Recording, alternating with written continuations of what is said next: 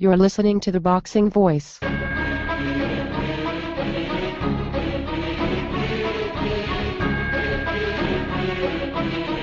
It's showtime! Welcome back, boxing fans. Blood is good. Iron face, a mask of blood. Blood is emotion. Too much blood coming out of the eye. Blood is a story, a drama. Deep gas, blood pouring right into his eye. Blood is what we want to see in terms of passion. Blood streaming now from the cut in the eye, the nose, his mouth, his cheeks swollen, and he's still calm. What we want is a bloody good fight tonight. We have Heather, the Heat Hardy. Is this you? This is me. I think I need to talk to you every night because you make me smile and blush over here. Never been a lame-o, never been a lame-o. Yeah, I love the trick. I'm okay. You're serious? You're serious? And that's the good thing about UK. That's why I can't hate on them guys, man. They love fucking boxing. No fighters in England. They all bums. Did you hear what this idiot just said? Yo, son, you're gonna get your ass beat by Molina, son. Are you fucking kidding me? He's overrated. Do some pushes for me right now. For the interview? Yes. Let those gifted hands go. Get out of here, Virgil. Go home. What next? You want the famous part of the You not even honest. You want the famous part of the BoxingVoice.com. This is why we use the word sensation.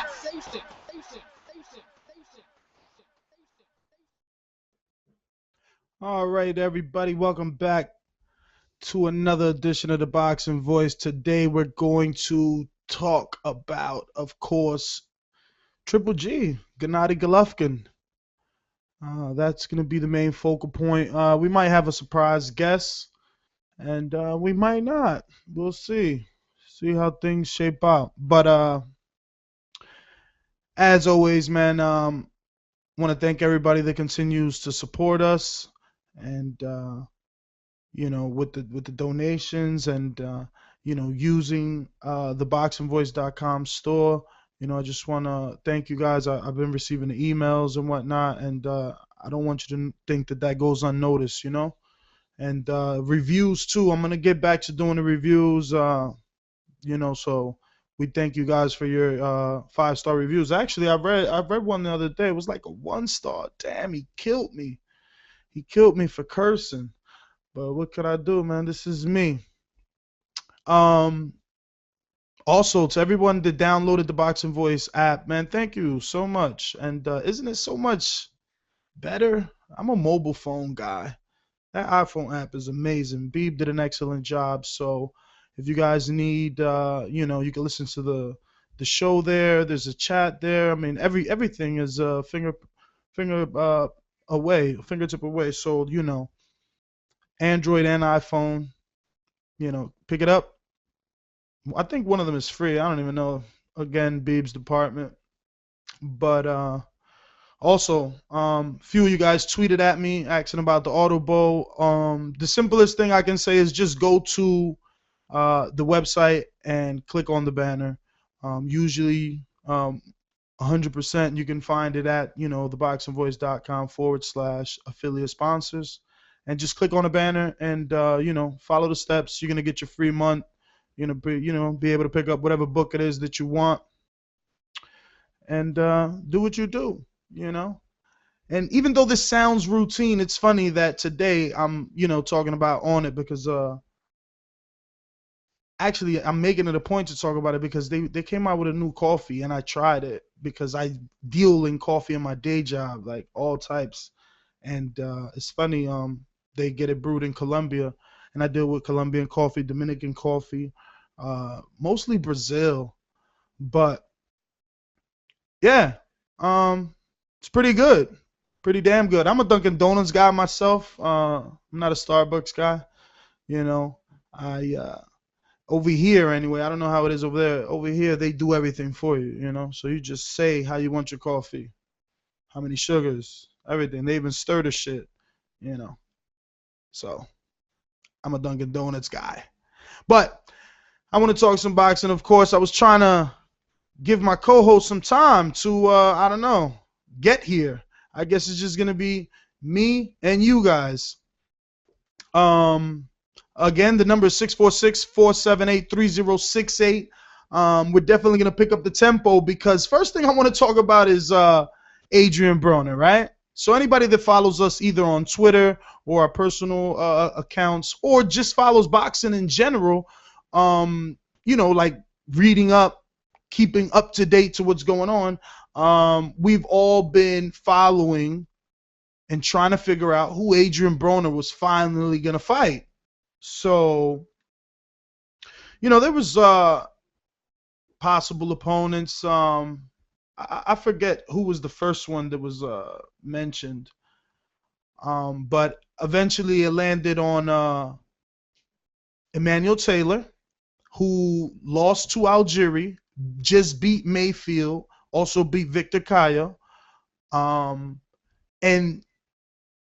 I spoke to the manager of Emmanuel Taylor, and he let me know that they turned down the fight. That is not what he wanted to do, but he is a co-manager, and ultimately the trainer, and I am assuming the other co-manager, decided against it. They didn't feel that Emmanuel Taylor would get a fair shake in the city of Cincinnati, over there in Ohio, the hometown of Adrien Broner. So they decided to turn down the fight because they figured another loss, then they'd be having to climb back into the rankings. And, I guess props to him maybe, because I'm hearing that maybe Taylor could be looked at for a Provodnikov fight or a Provotnikov fight. But that's a lot more dangerous. But okay, I guess he still got things on the table, right? So, we did some more digging because now that Emmanuel Taylor was not fighting Broner needed an opponent, right? So I got a tip from a source that, there was some action as far as someone looking for a 140-pound sparring partner for a possible Mayweather opponent. Broner opponent.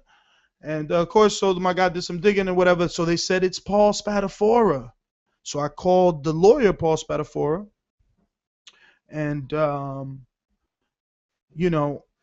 he told me that they're in negotiations. So then I called the co-promoter, Mark Yankello, and he also told me that they were in negotiations, and but that nothing was set. There was no contract, okay? So this morning, I finally spoke to Roy because I called Roy Jones last night and yesterday afternoon, and he didn't answer, and his mailbox was full. So I called him this morning, got him, right? And he also tells me that the fight is being negotiated, right? But yesterday, when the story broke, Stephen Espinoza of Showtime felt like,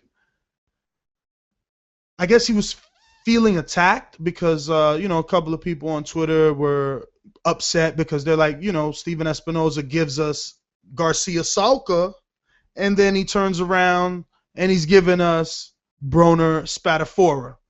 So he was taking some heat and whatnot, and somebody tweeted at him.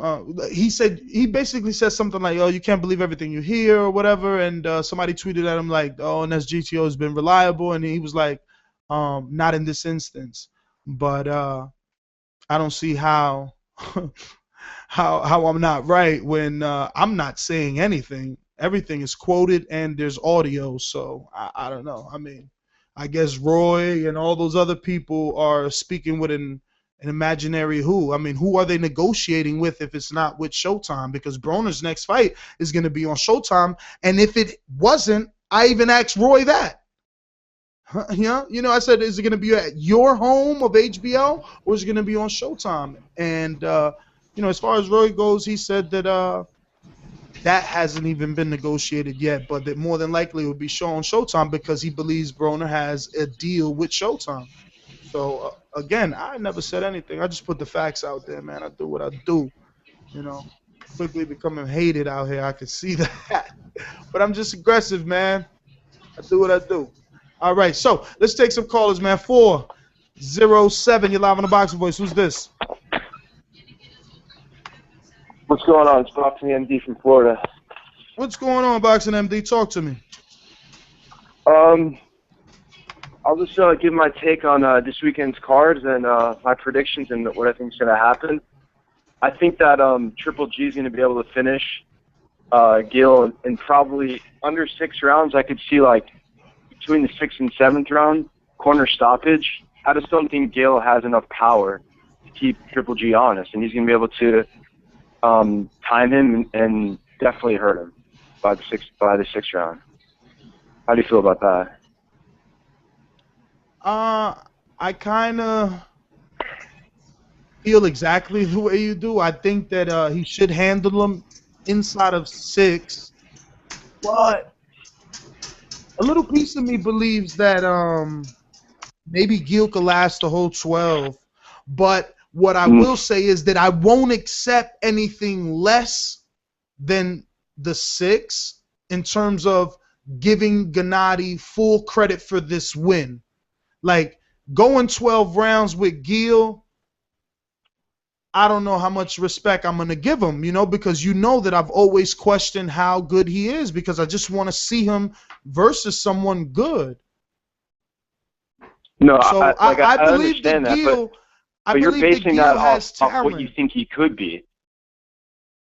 Because if you're expecting him to finish him by the 6th, and that's an undefeated, or how many Geale has? 1 loss?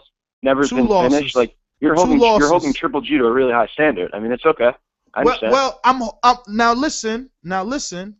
I'm only holding him to a very sarcastic high standard because in the beginning, when he was fighting Kasim Uma and going life and death, right? And he was fighting a Japanese dude, and when he first started coming up on HBO, and I was saying, guys, let's not believe the hype. He hasn't fought anybody. I was being attacked about him having 350 fights and how he knocked down Lucian Bute in the amateurs and he beat this guy in amateurs. So you guys hyped him up. So we expect something now.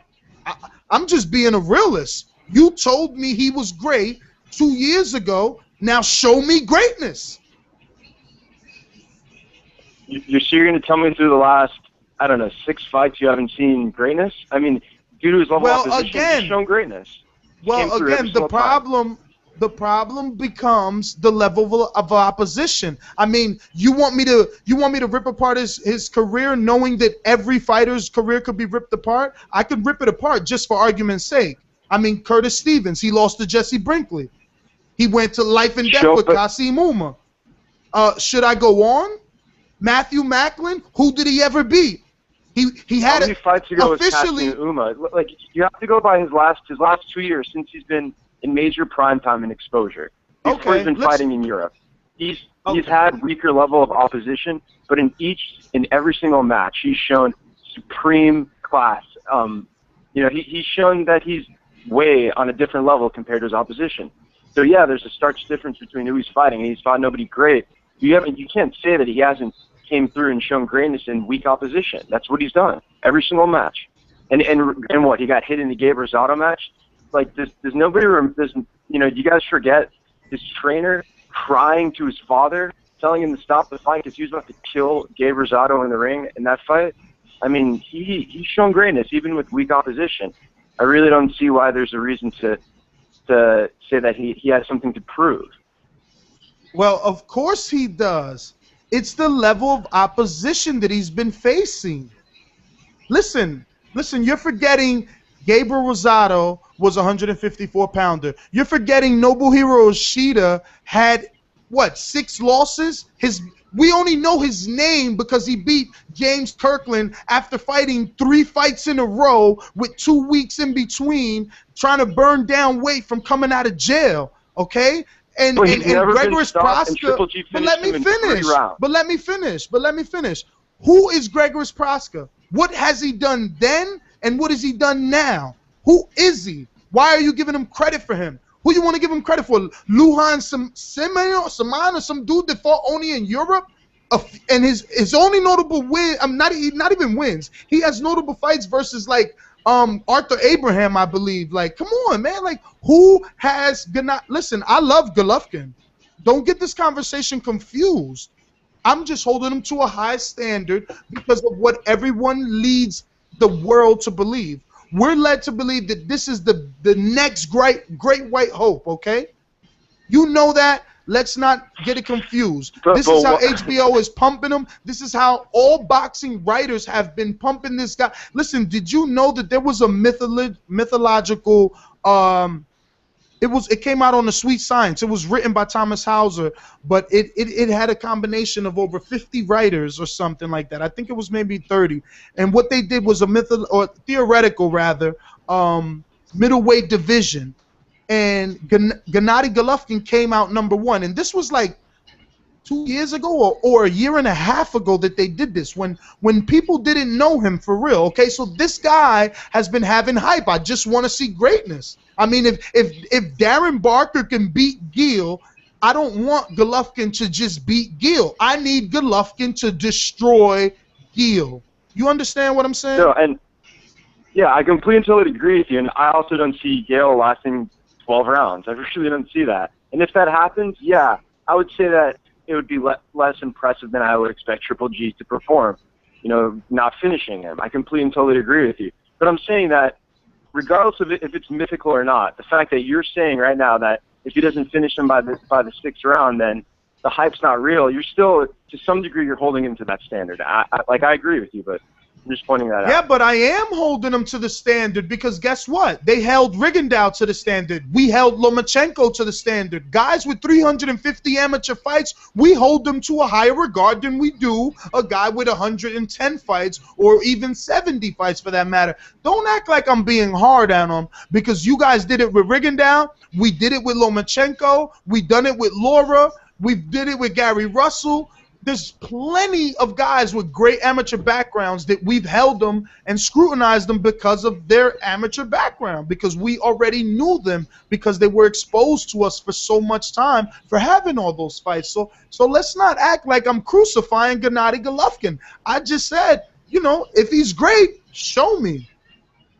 Well, I completely and totally agree with you, but he's in a different boat than a lot of amateurs because we've seen, I mean, a lot of the weaknesses in amateurs are what? Punching power and chin. And he's shown to have a great chin and great punching power. So, I mean, you saw Curtis Stevens landed some very clean combinations on his chin. And the way he reacted to that is clearly it's a rarity to see a boxer have that kind of chin. And he has that chin. He also has the boxing, the amateur background. He's a boxer puncher. He's both. He's everything you want in a boxer. And the fact that he takes your name? risks. What? I'm sorry, what's your name? Boxing MD. Oh, Boxing MD. Listen, I just want to cut you off simply because we're saying the same thing. I don't know. I mean, I've heard you call in a few times, so I don't know how much you listen, but I've already said that once I seen Curtis Stevens hit Gennady Golovkin with those 2 punches, that quick combination, and nothing happened to Gennady, he just kept coming forward like the Terminator. I pick him to beat everyone in the division. I just want him to do it spectacular. But I got to get to some other callers, brother. You know, I let you burn for a minute. We even debated there. I think that I won, but again, we agree with each other because we're saying the same thing. You can also see my pick for Brian Jennings. I think he'll win 12 in UD 12 rounds against Perez. Oh, well, you know, I agree on that as well. I don't know about unanimous decision. I think he might be able to stop him. I don't know. We're going to talk about that. But thanks for calling in, brother. I appreciate the good little debate there. Let me see. Oh, I'm sorry, guys. And Vic, what's going on, brother?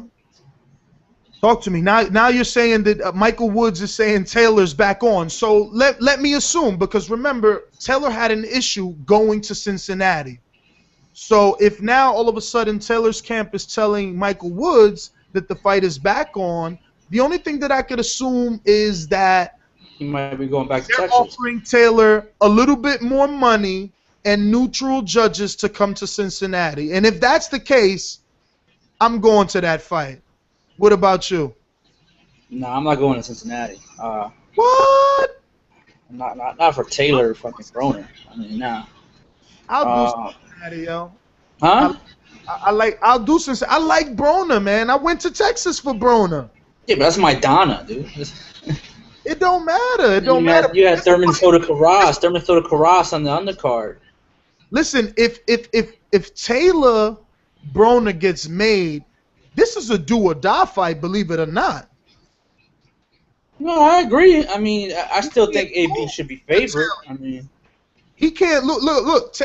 Taylor has nothing to lose and everything to gain, and Broner has everything to lose. If he does, and he's not gonna look good versus Emmanuel Taylor. He's a tough kid. He's a tough kid, but I don't see. I mean, if you think that's a 50-50 fight, then okay. I don't see it that way. Okay, so Vic, I love arguing with you too. Listen, so what has Broner done since DeMarco that tells you he can beat Emmanuel Taylor? I mean, he lost one fight. That's pretty much it. He lost one fight. The Paulie fight is in question in a lot of boxing fans' mind. Oh, if you think Paulie won, you're fucking out of control. And then he got starched to Maidana, and then he comes back and can't even beat up Carlos Molina. It was a comeback fight. I mean, I think Broner is a better fighter. That's pretty much what it comes down to. I mean, is he not only? He's two things that I don't. Here's two things I'm not sure of. Is he the tougher fighter? And is he the more durable fighter? Because Emmanuel Taylor's gonna come forward. He did it to. Listen, he did it really more boldly than he did Mayfield. He did it to Caio. Okay, but he did it to Mayfield, who's physically, in my opinion, stronger than a Broner. Broner's never used his body the way that Mayfield does in a fight. So who's the stronger man? Mayfield doesn't throw and land accurate punches. That's another thing. I mean, he tries to wrestle. He tries to wrestle you. That's what he tries to do. That's not Broner's game plan. Exactly. And when a guy can defeat that grappling style, he's talented and he has some pop. He has to have some pop to keep the guy from holding him.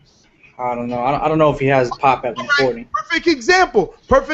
If you don't have pop, you lose like Mauricio Herrera did to Mayfield. Perfect example. Yeah, but you can question that decision. You really thought Mayfield won that clearly? It's debatable. I think that's more debatable than Paulie Broner. Listen, I'm not saying that he did, but that's the case. All these fights that we're talking about, they're questionable because one guy lacked power. Herrera lacked power versus Mayfield. Paulie lacked power versus Broner. I don't know, but what about Chris Algieri? I mean, Chris Algieri can't bust no grapes. Listen, Broner lacked power versus Chris Algieri couldn't bust no grapes. I mean, Chris Algieri's got no pop. But Chris Algieri has to have pop because he kept Ruslan off him. What'd you think? He didn't keep him off him. He stuck and moved. That's what he did. That's still called it was Ruslan and Freddie's fault that they don't know how to come in with a jab. No, Vic. I was there, dude. Ruslan would come straight in trying to land the right hand with his head down, not even trying to lead with a jab. How you gonna get a guy that moves, that's always moving, and you're not giving him something to look at to worry about the right hand? Man, I don't know. I don't know what face you was looking at because I seen damage on that face. Yeah, you can damage a guy's face with just a jab, Nestor. I mean, come on. What date was that fight, man? I'm gonna find my card because I know I had Algieri wide. I had Algieri by 1 round. Not me. He beat the brakes. He beat the brakes off of Ruslan. What month was that? June 14th. June 14th. I love this fucking. Shout out, man. Boxing scorecard. He changed his whole thing. He's got to deal with Box Nation, but this new Box Nation app is not new because it's been out for years now. But this Box Nation app is awesome, man. You guys should all get it. Because it's awesome. It categorizes all your fights. It's perfect for scoring fights, man. I'm waiting for the day for this thing to tell me it doesn't take any more fights. Look at that. I had it 115, 110. 115, 110. I think that's kind of wide, dude. Yeah, no, I know it's wide. Ruslan only won the first and second round, in my opinion. Everything else, smooth sailing, in my opinion. And I know you guys don't agree. And that's okay, because you're not supposed to agree with me. I encourage debate, my friends. Have your own opinions. Like, what would you like? If those are the choices, Broner versus Spadafora or Broner versus Emmanuel Taylor. That's what's out there right now, guys. Let me see who we're going to. Matter of fact, let's go to some alumni, man. We can't be keeping these guys on long. Where we at? Introducing the hard-hitting ringside Robbie. I'm here for the whole show, so I'm not going to leave, man. First of all, I like the Emmanuel Taylor Broner possibility. I think that would be a decent fight. I'm sorry it's going to be in Cincinnati. I hope they're honest and they do bring in judges from outside the state of Ohio. Just don't bring in anybody from Nevada. Robbie. Yeah. I gotta cut you off. Listen, I wanna tell you something. The public believes that you are my lackey. They think that you are my yes man. So when you come on, hold on a minute, Robbie. Hold on a minute. All right. So when you come on here and you say that you like Emmanuel Taylor Broner, knowing that's something that I already said, I need you from now on to have them realize that you are coming to this conclusion because it's your own opinion and you're not following me like some zombie, okay? So be a little more. I guess be a little more informative when saying what you like until these guys back off, because I don't like them coming down hard on you for no reason. Look, Ness. Let me put it to you this way. I do my own research. I can't help it that you and I form the same opinions. There's going to be times where we totally disagree, okay? I can't help it that people don't have a mind of their own and they think that I'm some yes man. Number one, I'm an independent Scorpio if you follow the zodiac signs, which means I'm stubborn as hell. It's very hard for me to change my opinion once I make one. I ain't somebody that's going to come on here and say that I agree with somebody if I sure the hell don't. I've got lots of opinions on boxing that I know that Ness would probably disagree with. But when he makes a statement that I'm going to agree with, I'm going to let him know I agree with it. I can't help it if people don't like the fact that I agree with the host of the show, and know that does not mean that I'm trying to score points. I don't give a fuck who agrees with me or who don't. Okay? I've got several opinions, but I don't have the ability to talk for 3 hours like Ness and Vic and Beeb and James. I mean, if they decide to have me do that one day, I'll be glad to, because I can talk boxing all damn day. Now, can I get on with what I was going to talk about? Go for it. Okay, first of all, like I said, I don't have a problem with the Broner-Taylor fight. And as far as Golovkin, I totally look. I agree with both sides of the argument that you had with the caller earlier. But in Golovkin's defense, fighters have avoided him. Fighters don't want to fight him. So his opposition is weak because he's got to take whatever he can find. And promoters have to pay fighters more to actually step in the ring with this dude. That's why I'm so pissed off at Julio Cesar Chavez for not taking the Golovkin fight, because that would be a fight that absolutely nobody could complain about. He's doing the best he can with the career that he's got. He needs to destroy Daniel Geale. It doesn't. It shouldn't even be a contest. But Daniel Geale, because of the people he's fought, is the best fighter that Golovkin has been in the ring with. But if Golovkin is going to maintain superstar status, he's got to go out and put on a show, especially since the main arena in Madison Square Garden is going to be used. He's got to make a statement, and we can't settle for anything less. Well, Robbie, Vic actually wrote a story on this, and I think it's entitled, Vic, help me out, you're the author. I know it's something, but I know that the title insinuates that he has to sell out. The title was Golovkin's Real Test Might Lie in MSG, which I'm basically stating that, Daniel Geale, he could be a tough opponent, but the real opponent for Golovkin is the ticket sales come Saturday night. Because let's say he wins, let's say he wins and puts on a spectacular performance, and there's only 5,000 people there. Well, then guess what? Guess where he's going? He's going back to the theater. Well, what I'm bothered with, Vic, is the fact that I read in an article this morning in one of the newspapers that I check out on a daily basis that they're only going to sell 11,000 tickets for this.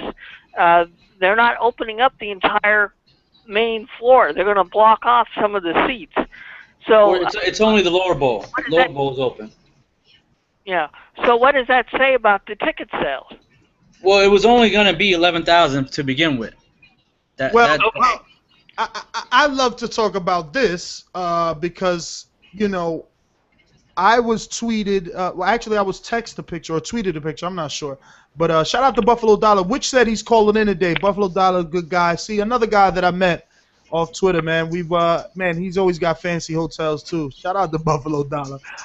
So yeah, he tweeted me a picture that he got as an email sent from Madison Square Garden saying that the tickets were 25% off because clearly ticket sales are not doing good. It was like a one day only or it's on the Twitter, man. Check the Twitter and you'll see that it was sent with urgency. Am I right, Vic? I'm assuming that's what it was. I told him to send me that before I wrote my story, but he got a little lazy. He was driving. He couldn't send it to me. But it's all right. But, yeah, there's urgency. The thing is, when I spoke to Loeffler, I guess last week when I had him on the phone, he said 78,000. MSG had an interactive map or Ticketmaster would show you, what seats were there. And there were whole sections open. If you counted all those things, you could tell there were at least 4,000 tickets that weren't sold. So 7,000 was a good number. But then I went on Monday before I posted the story, and they took that stuff down. So I'm not saying it's good or bad, but there was no interactive seating map where you could actually pick your seat and see where you're sitting. Like, you know how they have those dots in the sections and things like that? They basically told you where you were sitting. So who knows? We'll see Saturday night what shows up. But I guess what really matters is that one ticket sold, 10,000 tickets sold. We're still going to be entertained on television. And those that did go live, they're going to be entertained because even if Geale lasts the 12 rounds, which I'm kind of thinking that he might, but I'm gonna my official pick for the fight is gonna be Golovkin inside of 6. But a little bit of me believes that Geale can last 12 rounds, and we'll get answers.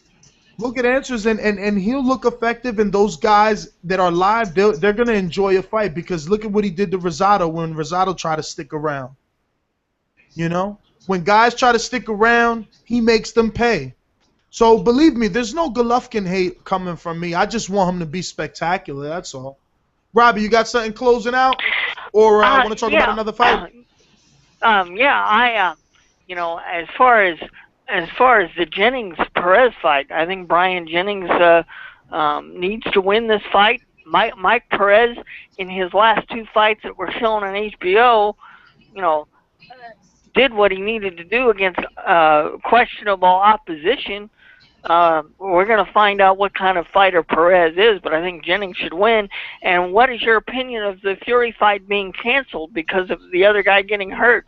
Where does Tyson go from here? Well, it's not canceled. It's rescheduled. He's actually fighting. What's his name? Ustonov? What's his name? That's his name now? Fuck, how do you say his name? Who? Fury's fighting. He's He's fighting Alexander Ustonov. Listen, if you guys haven't seen that press conference video, head on over to YouTube. Somebody has it. I don't have it, unfortunately. We don't got a guy in UK.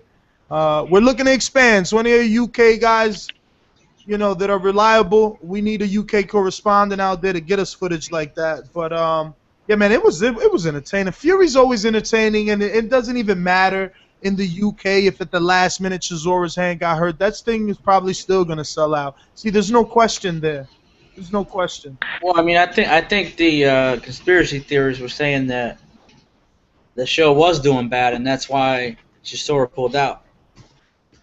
Oh, well, wow, I hope we get to see Tyson more over here, because it's a shame that they're keeping him over there. Because I think the only fight he's had over here is against Cunningham, wasn't it? Yeah, but I mean, he was scheduled to make $3.25 million. I don't think he's making that over here unless it's a big ass fight. Well, Robbie, I'm gonna get on with some other callers here, and Vic, man. So I was talking about the rumors. What do you think it's gonna land on before we move on to another topic? Broner Spatafora or Broner Taylor? Which one you like better? If this is the only thing they're feeding you and you have to eat, which one do you buy? Which one? I'm gonna go Taylor and Taylor Broner. All right. Looks like me and Vic are gonna be making a road trip if that happens. Don't believe him when he tells you he's not. I ain't going to fucking Cincy. Get out of here. So the big news, so big that I wanted to do a spontaneous show. None of my guys reached out to me, and then I got lazy watching TV. I ended up watching Transformers. I watched Transformers on Apple TV. Yeah, I said it. So what? And I end up not doing the show. But the big news is that the pound-for-pound king, Floyd Money Mayweather, has his Nevada State Athletic Commission licensed as a promoter. Vic, what does this mean? Are we finally going to see Al Heyman scoop up all his fighters, take everyone not signed to Golden Boy, and start doing shows with Richard Schaefer? Do they even need Schaefer, Ellerby, and Floyd? You know, what's going to happen? What does this really mean? I mean, for starters, Floyd doesn't have to piggyback off Golden Boy when he puts on his fights anymore. So it doesn't have to be a Golden Boy promoted show. The long run, I mean, Heyman Boxing is setting up shop in Las Vegas. He's got a suite building. He's got a website. And he's actually hiring people. I mean, I seen tweets about him having positions available for LinkedIn, on LinkedIn, for like social media guys, things like that. So the real story here is how many Golden Boy guys don't have, how many Heyman guys don't have Golden Boy contracts, and then we'll figure out what's really going on, because that's the real issue here. Now, how long? A lot of them do. Now, how long does it take for us to start seeing something? Because, you know, I'm already on pins and needles. I'm walking on eggshells here. They have me so anxious with everything that's happened. It's like a fucking soap opera, let's be honest. I mean, fucking on the biggest night of Golden Boy's career, when Canelo's fighting Floyd Mayweather, they break fucking records. I'm talking 2.2 million, the highest gate, pay-per-views out the ass, right? It was a super success. But the president, Oscar De La Hoya, checked himself in to rehab. The new Golden Boy was put out there alone, fed to the wolves that is Floyd Mayweather, right? Then, all of a sudden, he comes out of rehab. He's trying to take back his company. Richard Schaefer, all along, we thought was a great guy, was allowing fighters to come on to Golden Boy and be promoted as Golden Boy fighters, but no contracts? And then he gets not fired, but resigned? And then all of a sudden we hear news that Heyman has this network deal with NBC and he's trying to set up an internet boxing channel. And now you're saying he's got office space and looking for social media employees? I guess I was a little bit right when I said he was trying to take over, huh? But I was totally wrong in thinking that he would stay with Golden Boy. And now Mayweather having his license and Ellerbe saying things like, timing is everything. We've been working with Golden Boy for a number of years and gained an invaluable experience working hand in hand with them. We've taken over a number of different processes and have been hands-on. Now, things are pretty much turnkey. So, Vic, were we the dummies pointing the finger and saying that Mayweather and Ellerbe are fakes and they're not really promoting nothing? Why do they need Golden Boy? All the shows were Golden Boy, when in actuality they were in the background getting hands-on experience, basically being interns, because the takeover was always the goal? Well, I think this was a plan B type of move that they were making. I think maybe they had this in the back of their mind. If they didn't take over Golden Boy, which they tried to do, if you read Dan Rayfield's story, that they tried to negotiate Oscar to sell his company for $100 million while he was in his last weeks of rehab. So now Oscar comes back, fights for his company, wins his company, and this is plan B. This is plan B, Heyman Boxing. So maybe that's why Heyman Schaefer would put on Heyman guys that weren't Golden Boy promoted, or would let Heyman guys just let their contracts expire. Now we have this, and now we have this. Here's where he's signing guys that you don't think. I mean, he signed Roberto Garcia, who's fighting tomorrow. He signed Caleb Truax. These aren't Heyman type of guys you would think last year. Well, this brings me back to what I once said. He's buying up all the real estate. And once all the real estate is gone and people are forced to live on the streets, guess what? They have to deal with him. I don't know. Again, this is just really sucks for us, the fans, because we're getting these ridiculous fights like, you know, Broner fighting the names that have been mentioned, you know, and Dan Raphael shot down. He said he spoke to Golden Boy and that Vivian Harris was not an option, and thank God for that.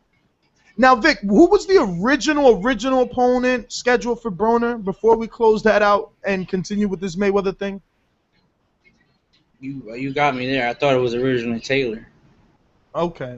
So that was the first name ever mentioned. All right. So this is where it gets a little more interesting, though, Vic. I mean, all this time we always assumed they didn't want to file for Nevada license because of money reasons and tax reasons, and they scrutinized and this, that, and the third. But check out what Nevada had to say about Ellerbe and Mayweather.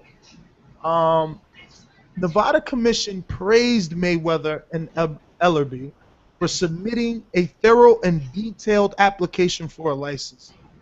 This is the best packet I've seen put forward in terms of completeness, Commissioner Billy Brady, told them.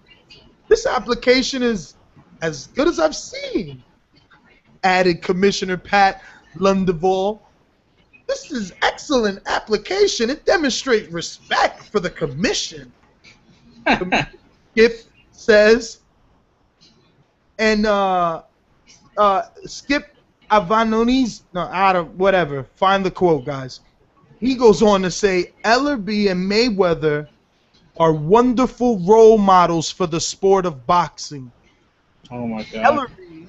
Ellerbe says he appreciated the kind words of the commission and accepted their approval. He went on to say, this is a very detailed and oriented commission, and the application you have to give them is very, very detailed. They are the best commission in all of boxing.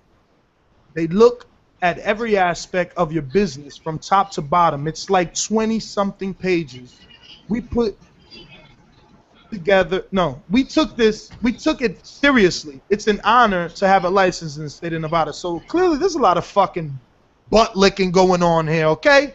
These guys are just far too nice to each other. I mean, come on. Role models? Get the fuck out of here. I mean, it's just like hand jobs being thrown out at the Nevada State Commission. It's terrible. Well, more interesting is Ellerby said he's in the process of seeking licenses in California, Washington, D.C., Illinois, Michigan, the home and birthplace of, well, not home anymore, excuse me, but the birthplace of the great Mayweather, TBE. Let's take it out to the streets and see what these guys got to say about all this interesting news. Let me see. 619, do you buy or sell Broner Spadafora? I sell it, man. You don't like that? Okay. I sell that. Nah, all right, so talk to us, brother. Cool with, what's on your mind? I'm cool with Taylor and but it's not really my first choice. I would have preferred Broner to fight, like, you know, like Ruslan or somebody like that, like somebody elite that really already proven themselves at. Well, but I mean, I'm cool with the he Taylor. should have fought the guy that's going to be on his undercard, Lucas Matisse. Yeah, exactly. My point. People that already have proven themselves. But I still think Taylor will give him a lot of problems, though. Well, I mean, how about John Molina? Even a John Molina fight. Yeah, even the John Molina fight. I think John Molina will give him a problem. But I'll say, though, I actually got an interview scheduled with Molina tomorrow, so I'm going to ask him, does he want to fight, and what's his plans moving forward? And actually, I'm going to ask him as well, what's his contract situation over there with Goosen? Yeah, that'll be cool. But what was I going to say? I have to disagree with what Robbie said earlier about nobody wanting to fight Triple G, because Andre Ward let it be known he wanted to fight him. Errol de Laura let it be known he wanted to fight him. And Peter Quillen wants to fight him. So there's people out there that want to fight him, but I just feel it got a lot to do with the promotion, what the promoters want. You know what I'm saying?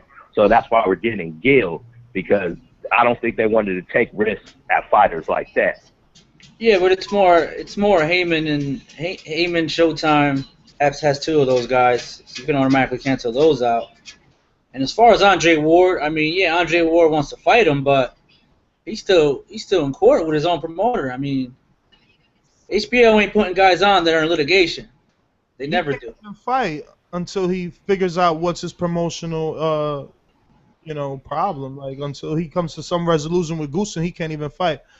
But so what sort of a chance are you giving Geale in this fight? What's your official pick before we get to our next caller? I got Tyson Fury, Ryan Jennings, and Triple G all winning. All right, brother. Well, thanks for calling in. I'm going to place you on hold. You can continue to listen. And I got to get to somebody that I haven't seen in a fucking long time. And when I say seen, I mean listen to. It's Baltimore, gentlemen. The gods will not save you. What's up? So you going to act shy now? Like that wasn't for you? That was for me, yo. Oh, that wasn't for you? Oh, man, that's cool, man. I feel honored, man. You killing me, Wood. I feel honored, man. You gonna make me cry over here, man. Don't do that, man. That was a tearjerker. Hey, man, look, man. I just don't know what's up with these sorry ass fights, man. They I don't know. Is Oscar back against the wall or something? I don't know, man. I don't know what's going on with the business shit. So I just sit back and see, can a good fight come out some of this shit? You know what I'm saying? I don't know what's going on. I know Oscar, he coming out that drug-induced coma for the last couple of years, and I don't know what's going on with all these shitty ass fights, man. But Don't sleep on Paul. Don't sleep on Spatty, man. Spatty will surprise you. I know he look like a junkie and shit, but he'll surprise you, man. He got some nice skills, man. He old as shit and all fucked up, but don't sleep on Spatty though, man. He got some decent ass skills. He's slick too. He hard to hit. He hard to hit. He's a southpaw. You know, you take all the wild life from living and shit, but he hard to deal with, man. Ness, you know what's funny? Motherfucker, man. You know what's funny, Ness? I was checking like message boards for the first time in a while, and there were a lot of people that actually liked the Spadafora Broner fight. A lot. Man, I like that. I like Spatty, man. I've been following him for a long time. Man, Spatty a slick little motherfucker, man. And he'll catch you with a good ass. He a good ass counterer, man. He'll counter you real good. He'll counter you. If he make you miss, he'll make you pay. But I wanted to ask you something, man. I want to ask you and that something, man. It may be just me, man, because I missed a couple of weeks, man. I don't want to be talking about no shit y'all don't want to talk about, but yo, I think Canelo, I think his trainers, they dumb as shit, man. They dumb, man. They don't know shit about boxing, man. They don't teach this. I watched that fight again. They don't give him no instructions or nothing, man. They basically he need to get rid of him, man. He's a powerful kid, man. He wasting his career while he's still young, man. He need to get away. I don't know where he find that father and son team at, man. They don't know shit about boxing, man. They don't know shit about boxing. Do they train anybody else? They dumb as shit, man. No, wait a minute. No. They gave good instruction because when in the corners, you can hear them telling Canelo to throw the left hook when Laura's trying to get out of the, when Laura's trying to circle out. It's Canelo's fault he wasn't throwing it. They giving him good instruction. They giving him good advice. He's got to do it. Man, I'm going to ask y'all something, man, because I don't want to go backwards and shit, right? I don't want to go backwards, right? But look, we already know this. Like, say, I'm going to give you a good example. You listening, Vic? I'm listening. Now, check this out, Vic. Now, check this out. And check this out, Ness. I don't like everybody keep thinking I'm shitting on people and shit like that, man. I just be hyped up sometimes. But check this out, Ness. Now, look, you've been chasing this motherfucker down. You've been chasing this motherfucker down for 2-3 years. 3 years the most, right? And I'm talking about as far as Laura. And you know he's a house fighter. You know that he's a money man. And this is prize fighting. And I know this. This is prize fighting. This is for big money. People invest in money, butts and seats. You finally got this motherfucker in the ring, but you can hit this nigga at will and take everything he got. But why would you move away from him? Why won't you take the ball? Why won't you just destroy this motherfucker? You understand what I'm saying? You got him where you want him at. He cannot catch you. Why you fighting so scary and shit? You understand what I'm saying, man? Why won't you just take this kid out, man? I mean, I can certainly agree with you because, I mean, yeah, I know people are gonna say that that's not his fight, but this is the big stage. This is the big show, man. This is the big stage. This ain't showbox. This ain't, this is pay-per-view. Amateur fight for. Go ahead. If this is an amateur fight, and this is a part entertainment too. People pay money to go see this, and you don't supposed to be gliding around the ring and shit. I know you're supposed to use your legs and shit, but this Listen. I know you ain't called in a while. But every time you calling, it's like you bumped your head. Man, we talking about Golovkin and shit that happening, not shit that happened. Okay, I told you I didn't want to go back. I just wanted to ask you that one question. No, because that's like don't you think he should have been more aggressive? Talking about Laura versus Canelo is like watching the movie The Abyss. We'll never get out from under that, man.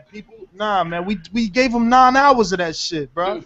Okay, so what you want to talk about that? You want to talk about this Geale motherfucker? Well, I mean, we could talk Floyd Mayweather. We could talk, the fact that he got the license. We could talk Golovkin. Yeah. We could talk Tyson Fury. I mean, you know. Oh yeah, I want to talk there. Tyson Fury. Man, Friday night fights. Fury, Friday man. night fights. I love this motherfucker, man. This motherfucker speak from his heart, man. They scared of him too, man. They scared of this nigga. They scared of him, man. These two motherfuckers, David Hay and the other little black motherfucker. They scared. He intimidates these motherfuckers, man. He intimidates them, and I can see they scared to fight him. He calls these niggas bitches, whores, and all this shit at the press. You ever see them press conferences, man? Yeah, them shit's hilarious. He be barking. He be barking on them motherfuckers, man. I was live at the Cunningham one, dude, and he turned up, man. That's what he do. That's why I like him, because he entertains, man. You got to be more than just entertaining, man. Yeah. He need to get out that ice box too. He need to get out that ice box. I'm talking about Europe. He need to come to America, man. He'll be more. He need to get out that ice box, man. He definitely need to get out that ice box. Let me get to some other callers, man. Don't go away. I'm gonna come back to you, man. And you better learn to love your intro, man. What up, Jim Grills? Hey, Nessa, Vic, how are you? What's up, buddy? Come on, brother. Hey, man, I want to ask you guys a question. What you're talking about with Taylor and Broner? I mean, do you guys seriously think that he's really ready for much better than that at the moment? Like, I think any other guys like, I mean, I'd love to see him in against Batista. It'd be funny, but I don't think at this stage what he just did against Carlos Molina, and like, I mean, I don't know. I just don't see it at this stage. I think this is like an Emmanuel Taylor is where he's at basically, and I wouldn't even be certain that he'd win that fight. That's what I'm telling Vic. Vic thinks otherwise. I just don't think highly of Emmanuel Taylor. I mean, he's a good fighter. I don't think he packs power. I mean, yeah, he kept Taylor, but Taylor had that fight in there, but Taylor just wouldn't throw. I mean, not Taylor, Mayfield. Mayfield just wouldn't throw fucking punches. But you don't think that he walked Mayfield down that whole fight? At times he did, but sometimes Mayfield wouldn't throw. Grinded him out, man. Taylor, Mayfield just he mentally gave up. He wasn't ready for somebody to keep coming. I don't know. I've seen a different fight than you, but I mean, I guess you gotta throw punches to win the fight, and then fucking Mayfield wasn't doing shit at that most of the time. I mean, credit to Taylor as well. Broner doesn't do either, but Vic. I mean, Broner likes to go to sleep. He doesn't throw a lot of punches at times. He goes massive spaces without throwing punches. But he throws a lot more than Mayfield. History shows that. When somebody comes at him, he shuts down. Like, it's like he can't. Like, some people naturally fire back when they get hit, but Broner just mentally shuts down when he gets fucking hit in the face. Like, he just goes into his shell. He can't respond when somebody's applying pressure. And it's easy to hit. He has no footwork. His feet are like they're glued to the ground, and he tries to look all sharp and slippery with his upper body movement, and just sits there and gets punched in the face. Like, I just don't think he's that good. He might not be that good, but I think he's better than Taylor. Oh, man. I mean, I think he only had that much success at 130 or 135 because he was big and he was still very athletic, and he could overwhelm guys, and he could take time off because, you know, they didn't want to get hit because he was so much bigger than them, and I guess it's less talent-rich divisions too. But I mean, I don't think he should be fighting anyone better than Emmanuel Taylor at this stage for his own career as well. Like, I don't know. Well, it's clear they don't want to fight any punchers. That much is clear. Yeah, that's very clear. Jim, give me your official picks for this weekend, brother, so we can get to some other calls. We got a bunch of callers here. I'm sorry I can't give you more time, but stay on and I'll definitely double back. Yeah, that's right.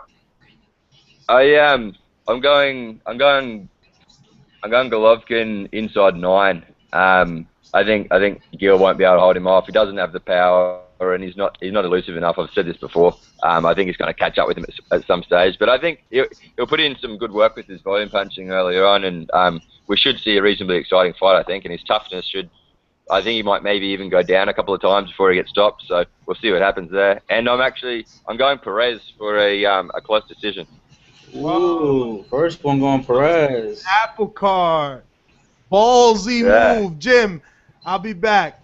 Let me see. Let me get some alumni on here. Don't want to keep people waiting.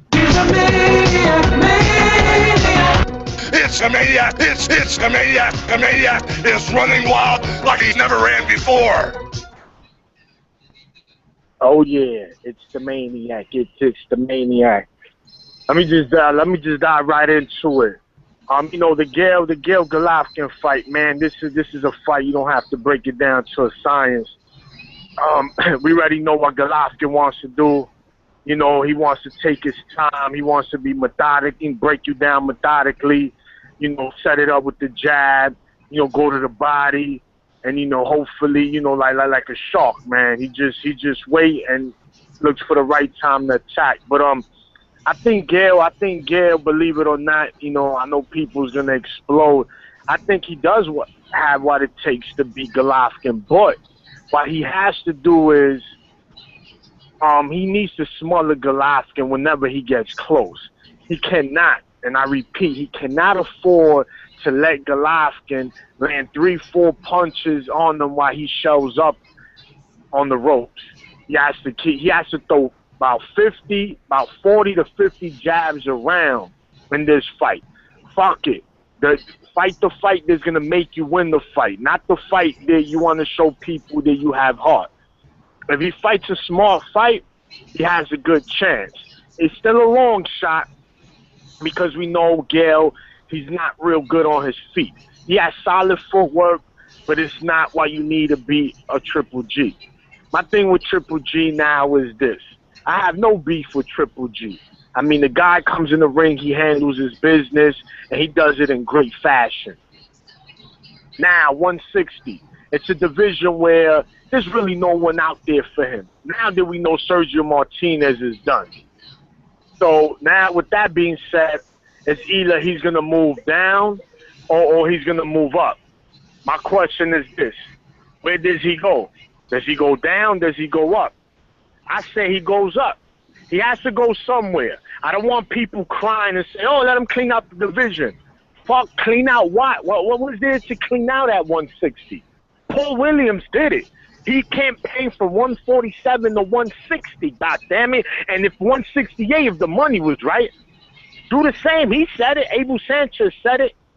Now, if he go to 154, he go to 168, and nobody want to fight him, then you know what? The motherfucker is the most ducked fighter in boxing. Hands down, I can't say nothing. I just want him to do that. Just do it. You know, he's going to fight Sam Solomon next if he wins. Who the fuck wants to see that? Sergio Mora? And then he beats these guys, and people, oh, he's a monster. He's a predator. He's this. Nobody can beat him. Fuck this pom-pom shit. When he beats somebody that I say, wow, this is a fight, then I'm going to really say, yup. Because look at Keith Thurman. Who the fuck is online to fight him at 147? Nobody. Nobody. So, yes, Triple G, I take nothing from the guy. He has the tools. You know, he's got that destroyer mentality. What fans like? You know, fans fall in love with power. We saw it with Matisse. After Danny gave him work, you know, all these Matisse fans ran back in the closet. You know, oh, yeah, I'm still here. Yeah, you come out when? You know, when I mention it? No. Golovkin, I just want to see him challenge himself more, right? I say that about Mayweather, right? I can't be biased. I want to see Golovkin do the same. If there ain't nobody there for him at 160, then move up. Fuck all this. Oh, but let him fight as mandatory. Oh, but let him clean out what? Let HBO spend big money on fights that he's going to be a huge favorite. And then when he beats him, you fucking pop bottles like he just beat Sugar Ray Leonard. No, man. Challenge yourself. Go up there. Fight. Ask for props. Say, I'm going to go to Wembley Stadium. You did 80,000 with Groves. With me, you do 100,000. I want him to say, yeah, you know, Chavez, get your shit together, because we was close, and hopefully that fight could happen. We know my man Ward, his situation. I'm just pissed, but I don't think Triple G will want that fight anyway right now. I just want to see him fight somebody that we say, damn. So it's either he moves down or he moves up after this fight if he wins. Because Sam Solomon, Sergio Mora, whoever out, maybe Martin Murray, maybe that's the only fight that I say okay. But besides that, it's really nothing for him at 160. And we all know that he said that he could go from 154 to 160. Not only did he say it, Abel Sanchez said it. So I don't want to hear nobody crying about, oh, but why he has to. I'm not telling him to abandon 160. What I'm saying is swim out the waters. Say, yo, you know what? I'm gonna swim in deeper waters now. Right? I'm that dude, right? He's the most feared. Let's see. Go up there and beat up these other fighters. Fighters been doing it for a long time. Mosley moved up to fight fighters. Trinidad. You know, the list goes on. If Golovkin is what everybody makes him out to be, he'll go up, take a tough challenge, and do what he has to do. I mean, I can agree with some of it, but I still do. I mean, I might be in the minority. I still want to see Golovkin, Peter Quillen. I mean, I'll probably be in the minority, but I mean, obviously. There's a fighter, maybe Peter Quillen, but I really don't think he wants that fight. And to be honest, after seeing Peter Quillen last couple of fights, man, the dude, he just looking like a regular champion at 160. He looks nothing special no more. And we all know if it wasn't for them knockdowns against, Nadam, he doesn't get the decision. And goodness gracious, he knocked him down like 5 times in that fight. And still, it was kind of close. So, what does that tell you? If it happens, so be it. Peter Quillen likes to run his mouth, that he's top dog, well, let's see it. But if Triple G can't get it, why wait? Triple G's not Canelo's age, man. The dude's like 30, 31 years old. He has to get on the board and say, yo, fuck y'all. Y'all don't want to fight me? I'm moving up. I'm moving down. Who wants to, Canelo, come fight me? Somebody, right? I just need to see him just like any other fighter. I don't want him to campaign there at 160 fighting guys we know he's going to beat. And then what happens? Oh, he's a monster. Come on, man, get the fuck out of here. You know he was going to beat this guy. Nah, I don't want to hear that, man, because there's too much of that in this sport. There's too much meat riding. And there's a lot of Triple G fanboys. I don't blame them, but if he get exposed, everybody run back in the closet. I mean, I'm still a Triple G fan, but why the fuck you don't mention him no more then? Same thing with Matisse. Gotta challenge yourself in this sport, man. You pay money. Everybody pays money to go to these fights, order these pay-per-views. Come on, man. Time is running out for him. He's not in his early 20s, man. The dude's already in his 30s.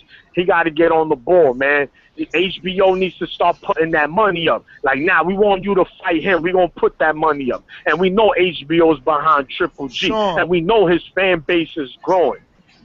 Sean, do you think HBO puts up the money and Cotto accepts?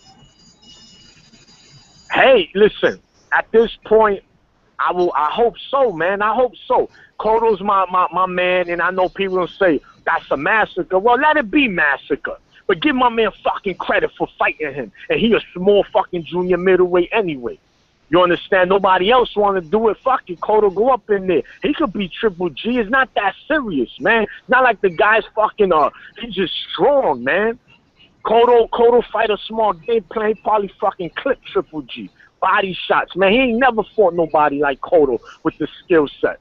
But I'll tell you this. I'll be real. He will not fight him at 159. You know Freddie Roach, man. He gives his fighters advantages. He's going to have to make them come down a little more. Maybe 155, 156. And Triple G say he can make 154. So that shouldn't be a problem if that's the case. I bet you Triple G will make 156 for Cotto. I bet he won't ask no questions. 156, Cotto? Yeah, of course. And why not? You know what I'm saying? Why not? It's a big payday. You do that shit in the Garden. We seen Triple G's fan base in New York. You know, that's why they had to move it out the small room. His fan base is rapidly growing. It's not only the Kazakhstanians. He has Americans, Dominicans, Puerto Ricans, blacks. Hey, there's just a lot. Everybody like this guy. And it's good for the sport, don't get me wrong. But like I said, all I want to see him is start fighting, moving up. And he has to move up or down. There's really nothing at 160 for him. If it has to be Cotto, so be it. As long as they put up that money and that money is good enough, I hope we see it, man. I don't care. I really don't care, man, because I don't want to see mismatches, you know, and then people keep hyping the fighter up. Oh, look at him. Oh, look at like Danny Sauka. My man, if Danny puts his head in the 10th row in the first round in the first 5 seconds, it's going to be like, okay, he was supposed to do that. I'm not going to jump up and down like when he beat Medici or when he beat Amir Khan or when he knocked out Morales, because not a lot of people was giving him shots to win these fights. So you have to do what you have to do with what's in front of you. Now, Geale, you know what I'm going to do? I'm not going to lie.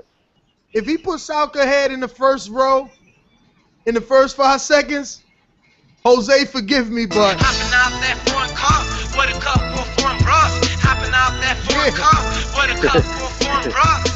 I'm going to forever ride with my dude, man. I'm going to forever ride with Now, my we dude. know, I'm going to, listen, we understand. Listen, like I said on my show yesterday, I'm always be a Danny fan. He fucking colludes to Rod Sauka. But we can't make it like he beat another Medici. We can't make it put like he's fighting a guy that's coming from 135. A guy that's ranked fucking 1 millionth in the fucking hey Sean, every organization. Hey Sean, and they moved it up to 142. To 142. None of the titles. None of the titles are on and the you line. know what? And you know what? And on my show yesterday, I even gave you credit for this. I remember months back, you said, "Listen, y'all gonna start getting at Danny because I spoke to Angel Garcia, and he did mention we're gonna gradually move into 147. So get ready for the 142s, the 144s. So now we're starting to see it. It's starting now with the Sauka fight. Does it suck? Yeah, but listen, man, it is what it is.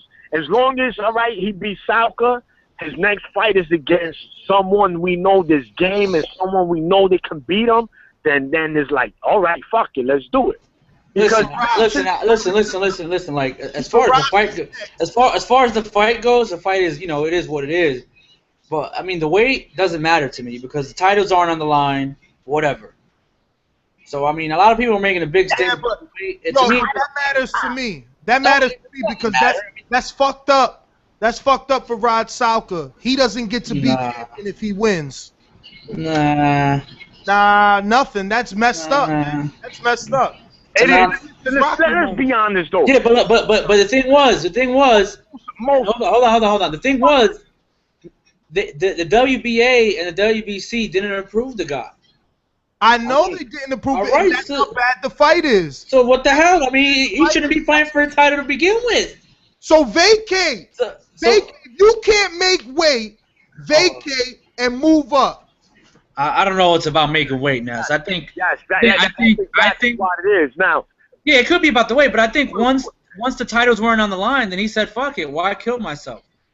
Nah, man, that ain't cool though. I mean, shit. I mean, non-title fights happen at different weights, man. It happens. More happy. He's getting a shot at Danny. He can care about himself. It don't matter, because if he beats Danny, he's a player. I mean, half of these now, don't get me wrong. But you shouldn't be a player. You shouldn't be a player. If you beat Danny, you should be a champion. Come on, that's crazy. Yeah, so I know. He got a rematch? But Nash, hold on. Nash, you've been watching the sport for long enough to know that this is why look, as a matter of fact, look at this, right?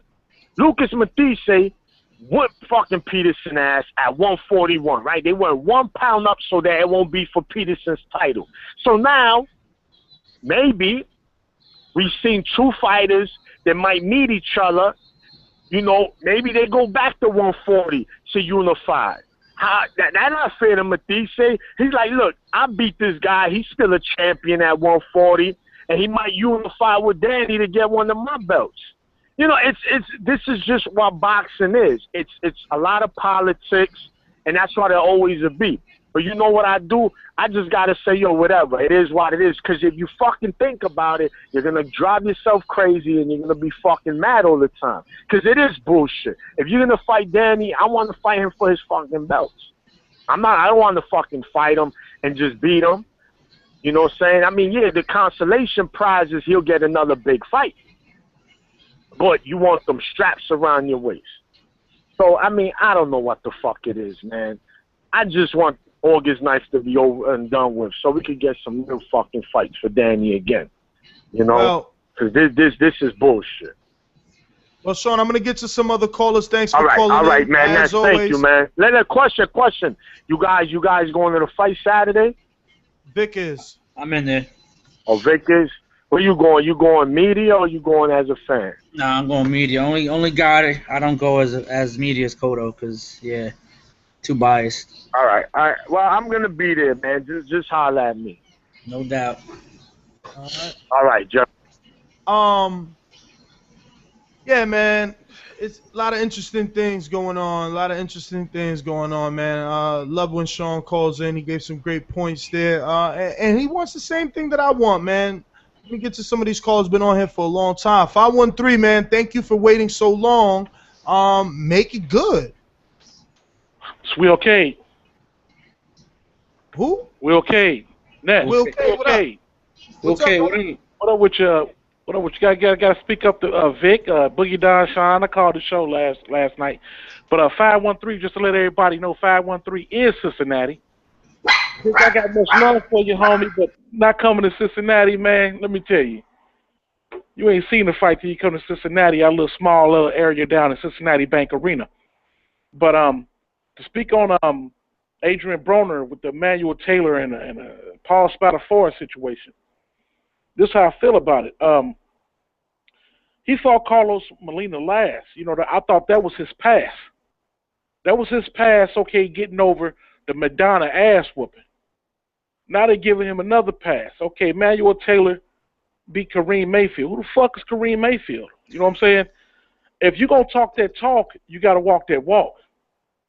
And it's a situation with Lucas. I don't know if he's going to be on the undercard or if he's going to be in a split location, but it's like with Danny. I know that's your boy. And if you coming to Cincinnati, I'm going to have to hit you up on Twitter. We got to get up. But thing of it is, Danny fighting this Saluka dude and Lamont, and hopefully they match up. They supposed to be matching up right motherfucking now. Lucas Matisse and Broner supposed to be matching up right now. To me, I think Al Heyman is playing a game that is to get them fights out of the contract of Golden Boy because he's doing his old thing. What y'all think? I agree with you. I agree with you. I said that a few weeks ago, and actually the guy that put me on to that was Matt. And it makes perfect sense. He's wearing these guys' contracts out so they're no longer with Golden Boy. I mean, why else are we getting such bad fights? I mean, the only thing we got to look forward to, fights, man. Yo, the only thing we got to look forward to is Porter Brook, and that's because it's a purse bid. Purse bid, and it's a mandatory. Yeah, exactly. Yeah, well, mandatory because they came to an agreement, so the purse bid never had to take action. But the point is, it was a mandatory. It's the same thing, and that's the only reason it's such a good fight, because these guys have to face each other. But other than that, whatever they got lined up is pure trash. But you know what, though?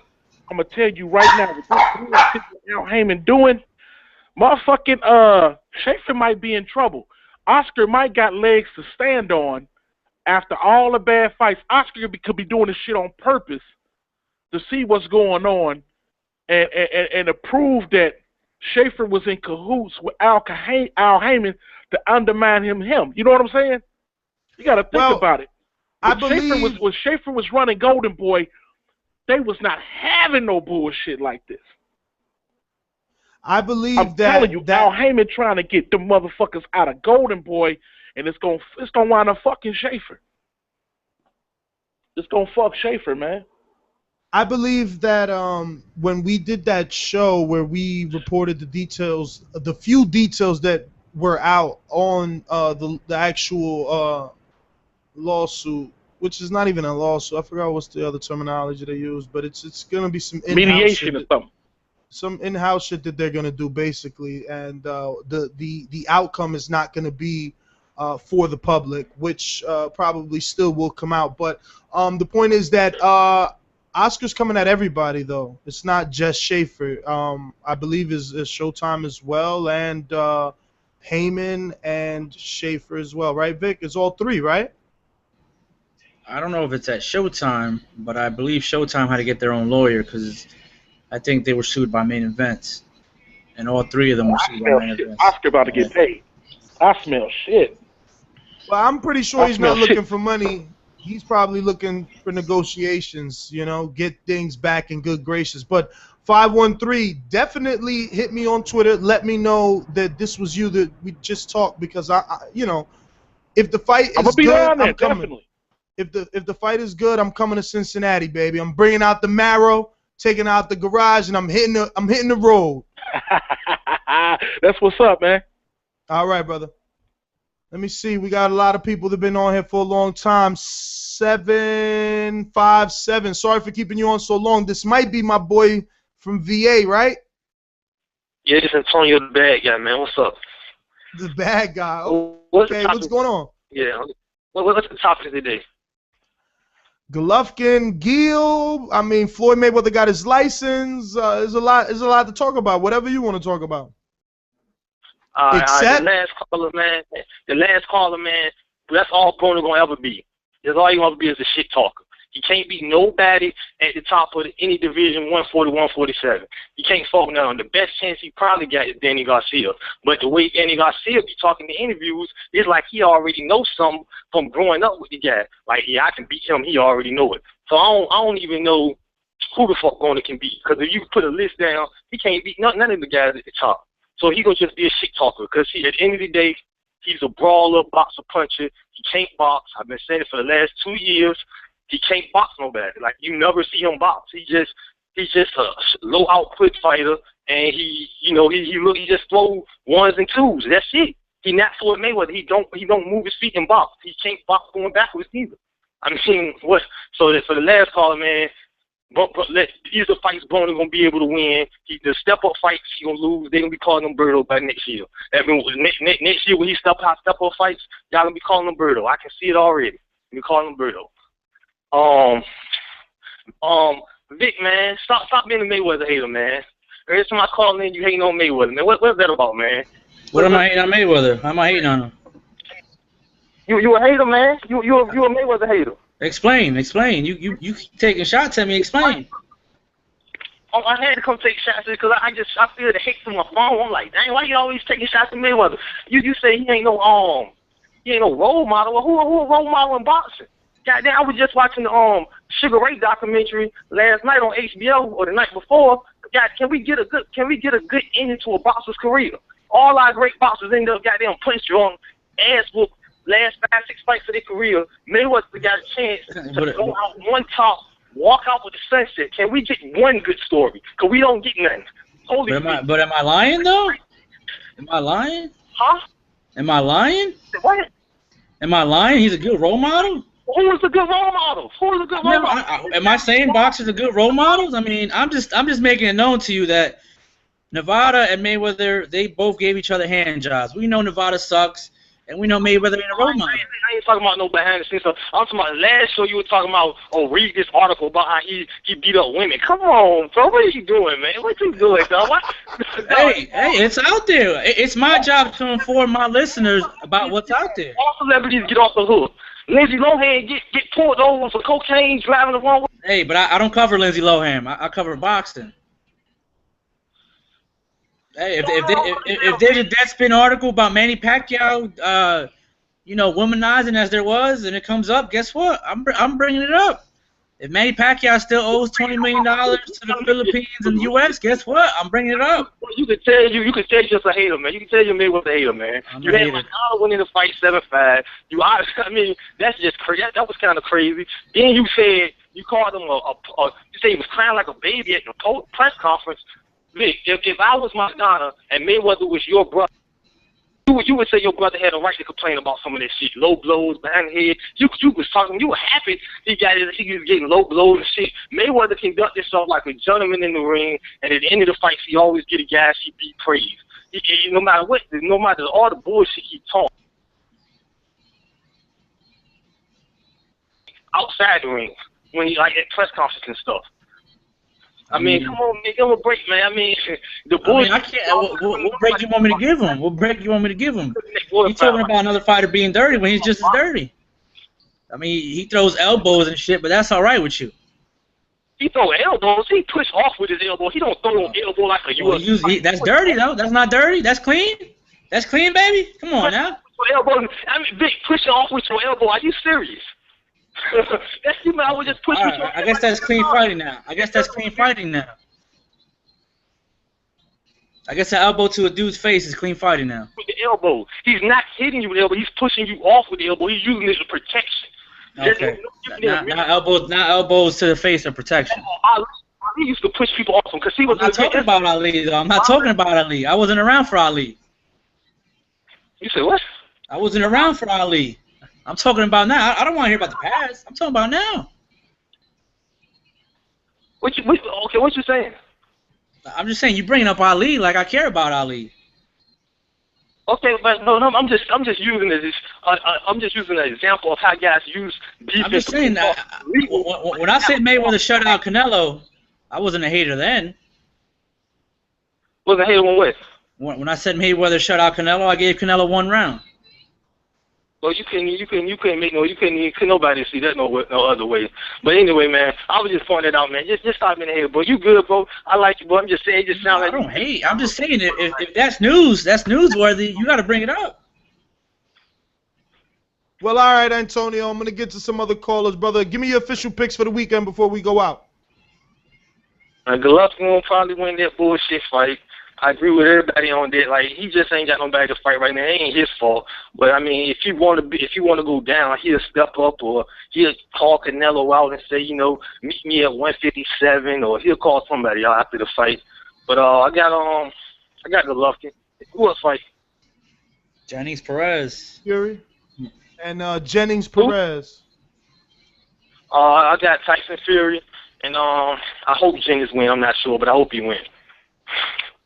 Well, all right, brother. Let me get to some other callers here. Let me see who's been on. 973. You've been on the longest.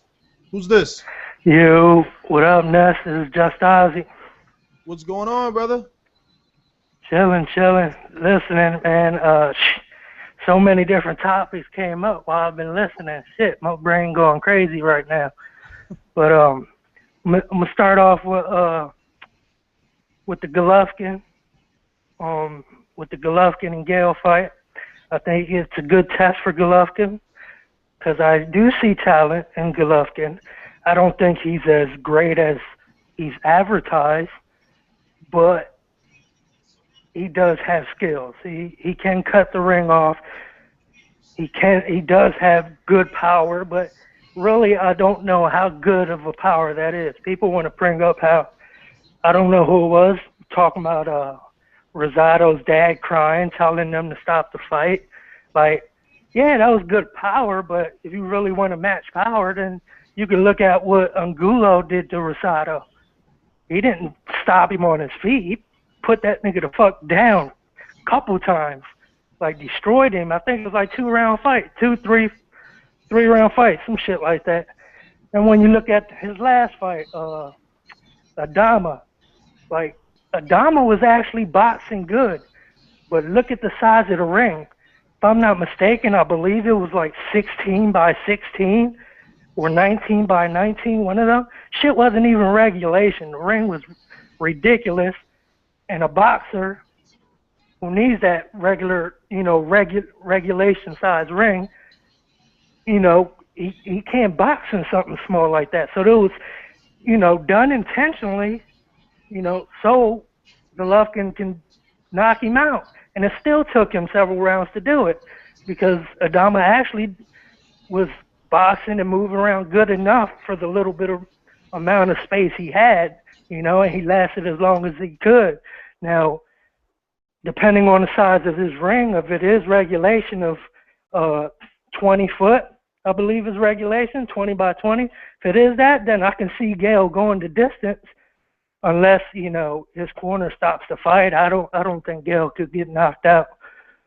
But I pretty much see Golovkin winning for the simple fact that he's been, so much money has been put into promoting him, kind of like they did to Nonito Donaire.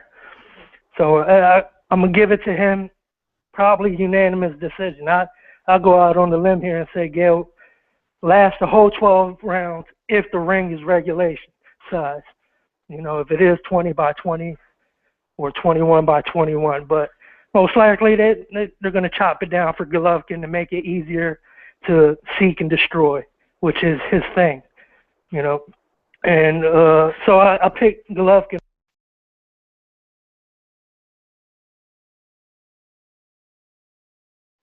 And I say he wins by knockout within 7 rounds. I like Jennings. He's from Philly. I'm from Pennsylvania. So I pick Perez to win. I pick Tyson because the dude he's fighting is short notice. And as far as the Al Heyman situation goes, I think it's a good thing for boxing because when him and Schaefer were working, fights that we weren't wanted were being made. People accused Floyd of being scared of Canelo, and the fight got made. Richard made the fight along with Al Heyman. Let's get it done. Regardless of what y'all think was going on behind the scenes, the fight got done. People claimed Danny Garcia was scared of Lucas Maitisse. Al Heyman got the fight done. Richard Schaefer was part of that. Let's get it done. They gave us those fights that we wanted. These fights that we're seeing now is pretty much what the previous caller alluded to, running out the contracts. So if all these fighters end up with Heyman or Mayweather Promotions, I believe it's going to be a good thing for boxing.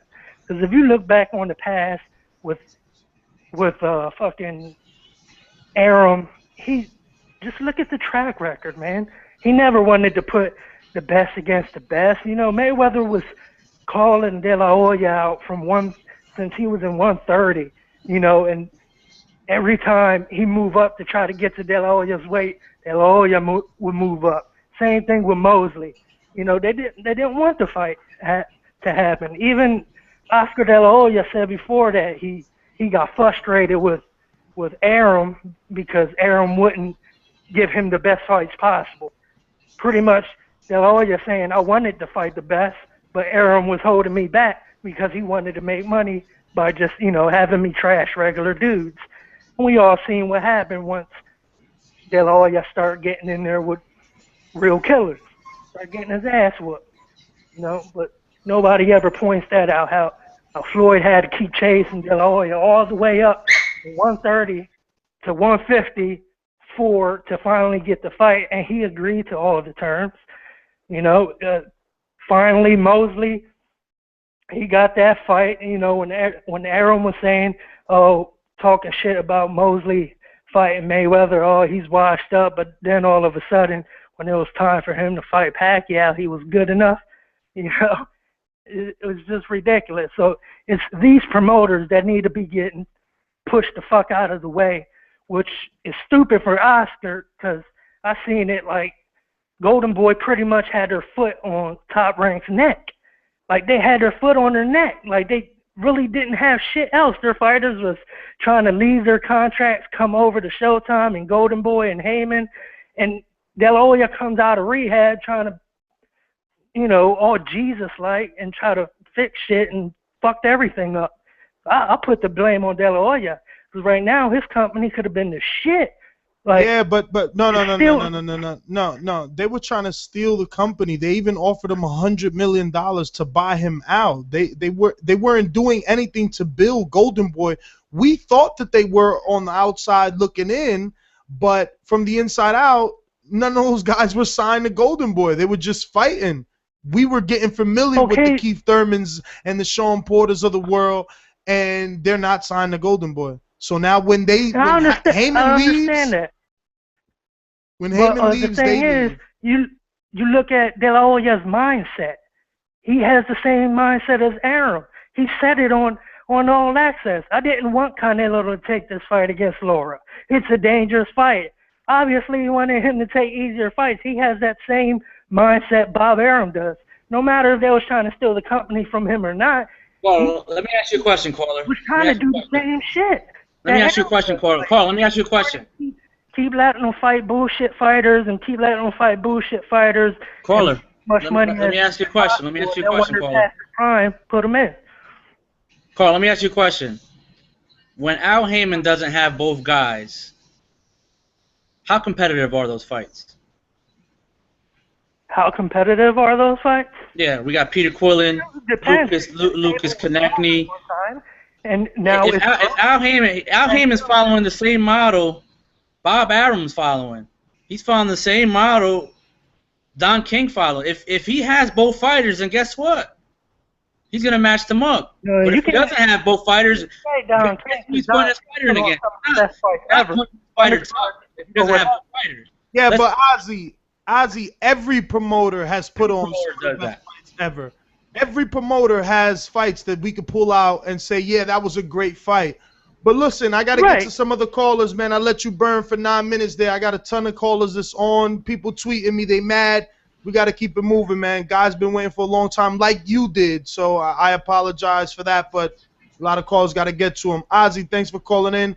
240, you're live on the Boxing Voice. Who's this? What's up? This is the Gringo. What's up, fellas? Gringo. Hey, what's going on tonight? All right, well, look, I'm going to just get straight to my picks. I got Fury. I think he's going to knock him out probably about the 5th, 6th round, something like that. The dude probably hasn't been training, you know, not in the best of shape. I got Golovkin probably about the 5th or 6th round, taking him out. And I'm going to take Brian Jennings. He should beat Perez. Somebody said it earlier, and I couldn't agree with him more, you know. Perez took the guy's mind, but that fight took Perez's soul from him, you know. I think he lost his, will to really go in there and go after somebody. And then I got a couple more comments. To all the listeners, you know, if you ask the host some questions, please shut the fuck up so we can hear you guys respond. You know, I don't need to hear the same shit repetitively about what you're trying to say. If you ask James a question, let James answer the fucking question and respond. Other than that, guys, you know I love the show. I can't wait to hear y'all on Sunday nights after the fights, Thursday nights talking about the fights. I get all pumped up. Love y'all, cats. And next, hopefully I'll see you in D.C. soon, because I'll be, you know, I'm always there, but I'll never see you. But hopefully next time I will. Holla, put me on hold. All right, brother. You got to get yourself a Twitter so that we could exchange info that way and stay in touch and eventually, you know, give each other the numbers, because I'm always there, man. Every time a DC fight is in the building, I'm in there without a doubt. Let me see. We got some callers been waiting a long time. Here we go. We got 917. You've been holding the longest. Of course, going down in line. Hello? Yes, you're live. How's it going? This is Eamon. Eamon, what up? Calling from New York City. What's going on? You in the city? Yeah. I'm back 3 months now, but I'm hoping to go Saturday night to the Perez fight. I went down to the Mayweather press conference. I thought you'd be there, but I didn't see you. I was there. All those videos was me, man. I was standing up on the scaffolding behind. You should have tweeted at me or something, man. I was right there in the first couple of rows outside, and I was all inside doing the interviews. I just seen it. I seen it online, and I just got on the train and went down. But so everybody's going against Perez Saturday night, eh? Not me. I'm going Jennings. I'm riding with Baba, man. We've been interviewing him for a long time, following his career. I like his progression. I like the way he's coming along. This is probably going to be, you know, his toughest test. We can say, and we can only say that because we've seen Perez versus Magdomed. Before that, Perez was always fat, out of shape. You know, he was winning, but everybody complained about him not really giving 100% in the gym. On the contrary, Brian Jennings has been the exact opposite. He's a kid that wants to work hard.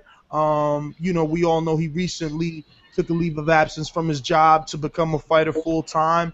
He was very, very active until HBO showed interest in him, and he only fought one time last year. So Well, is it this year or last year? I know he only fought one time in a long time. Well, he hasn't fought since January.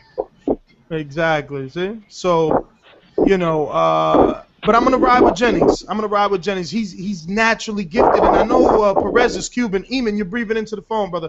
I know Perez is Cuban, and he's got that amateur background and all that. But what I seen in the Magnomed fight, I just can't get behind a guy who's just gonna sit there and take punches. Like it can't be you hit me, I hit you until one of us go down. That's not skill to me. And I think Jennings is gonna present movement. We're gonna see that uppercut. And he's probably gonna be doing. Listen, I like this kid, and hopefully he proves it in this fight because I've always compared him to Evander Holyfield. I know he's come on the show and he said that he's making his own legacy, but his style is very similar to Holyfield, a smaller but strong, cocky heavyweight, and with movement. Holyfield would stay sometimes in the pocket and want to bang with the big boys. Jennings bangs, but he gives movement too, so I like him. Vic, what do you think? Well, I think my pick for this Saturday would also be Jennings. We've been following his career since he I guess who he fought, Maurice Byron, whatever his name was. That's when he first came on the scene, and the only thing that worries about him could be his chin. Not sure if it's heavyweights, obviously. So everyone, all it takes is one shot. But he got dropped by that Tatopu guy. But I'm not sure Perez will be able to track him down. Perez looked lethargic against Takum. I thought Perez would wipe that guy down. Ever since that Mago fight, he hasn't been the same fighter. But even before that, he wasn't that type of fighter. I think that Mago fight had more to do with the way Mago fought. If you remember the Mago fight with Victor Bisbal, Mago was he was tired after 4 rounds. Luckily, Bisbal wasn't that good. And I think he stopped him, if I don't recall, in March. That same Emmanuel Taylor and Cayo card, I was there. So, I think Jennings wins the decision. I just hope he doesn't get clipped, because then it might be something. But guys, do you not think that after the first 2 rounds, it's all because of the Takum fight? Do you not think after the first 2 rounds, everybody might be saying, "Oh yeah, he's back"? About Perez. He might. I don't think that it matters if he's back, because again, when he fought Magdomed, he looked great, but he still showed tremendous flaws, in my opinion, in terms of being a boxer. He was just taking punches. He did a little more than Magdomed, of course. We got to give him credit, but he still was taking a lot of shots. He got hit a lot less than Mago. I'm sure that he did, because he's the better boxer, but he got hit with a lot of shots, in my opinion. He let Magdo. Listen, Magdo was one dimensional. That's kind of a fight, man. I just think that it turned into that kind of a fight where the two of them, where you take it, I take it. You know what I mean? No, I don't know what you mean. I don't know what you mean, because when you have a guy that's one-dimensional in front of you, you're supposed to box. Bradley was supposed to box, but he only did 9 rounds out of that fight, and that's why those 9 rounds, it was very clear that Bradley won it. People have to box. Algieri boxed Ruslan. That's why he beat him.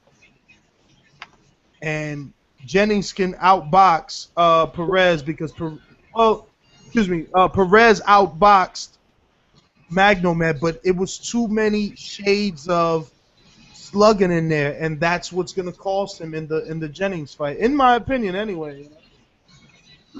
And I really think that I heard one of the callers earlier on talking about Triple G. I really think when he steps up to 168, he's just going to, somebody's just going to catch him and he'll turn into an average fighter. I think, to be honest with you, hello? Yeah, I hear you.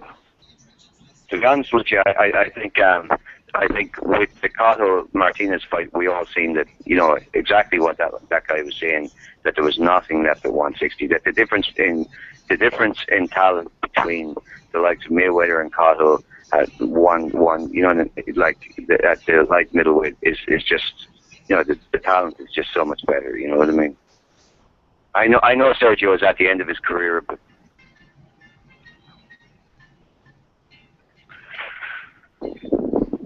You there? Yeah, yeah. No, I was waiting for you to respond to that. I'm sorry. Well. I know Sergio at the end, he's not as he was, but still, man. Just I thought that it really shows. What that guy is saying is exactly right. And what is Triple G going? Who's he going to fight, man? Yeah, well, that's the move up and take on the big guys. I mean, you can say, he's too small. How high is he? 5'9", 5'10"? Mike Tyson was 5'11", right?